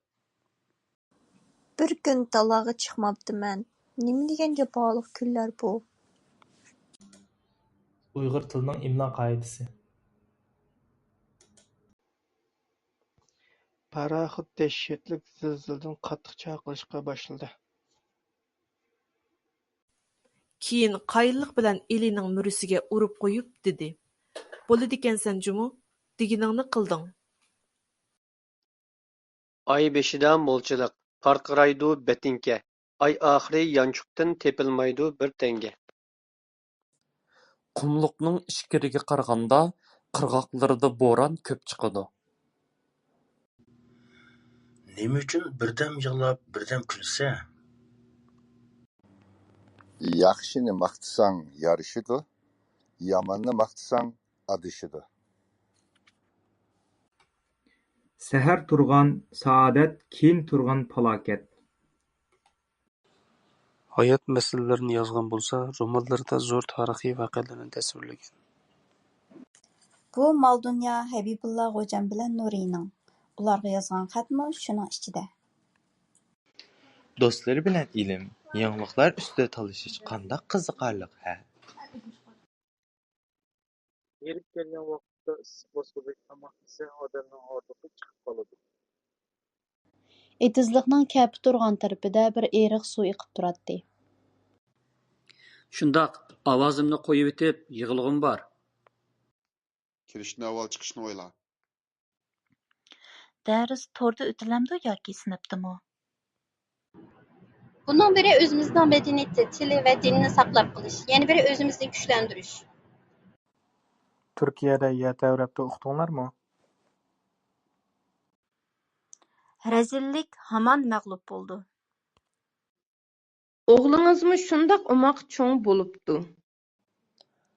Vaholanki ba'zida qattiq yomg'ir yog'yapsimi, quyosh parlab turdi. Bundaq pishmagan uzumlarni yeb nima qilay, deb o'z-o'ziga tasalli beribdi. يىراقتىن قارىسا بۇ دەرەخ شاھ ئارۋۇسىنىڭ ئۈستىدىكى سايىۋەندەك دۈبدۈگىلەك كۆرۈنەتتى. ئۇ بىزگە يېقىنلاشماي تۇرۇپلا قوڭغۇراقنىڭ ئاۋازىنى ئاڭلاپ قالىمىزدا بەدەر تىكىۋېتىمىز. Fransiya bilan Argentina dunyo loڭqىسىنى تالىشىش پۇتبول مۇسابىقىسىنىڭ ھەل قىلغۇچ مۇسابىقىسىگە چۈشتى. Berip yaman bolğuca, bermey yaman bol.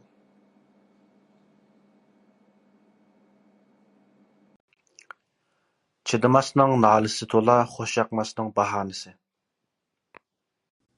Əməliyyatda 3 vaqt naştılıqqa siyah və qağaz qaynatıb içsىmۇ kitob yazalığıdək dəsmayı yo'q. Oğul bola əslində onunğa Boz Torgayның ölməgənligini aytmoqchi edi, biroq cüret qilolmadi. Kişiler qar və açıq soğuqqa qaramay muzlab qetib qalay degan qarlag'achlarni izlashga boshladi. Çember aylanmasının merkezi o'xshash bir tuz siziq bo'ladi.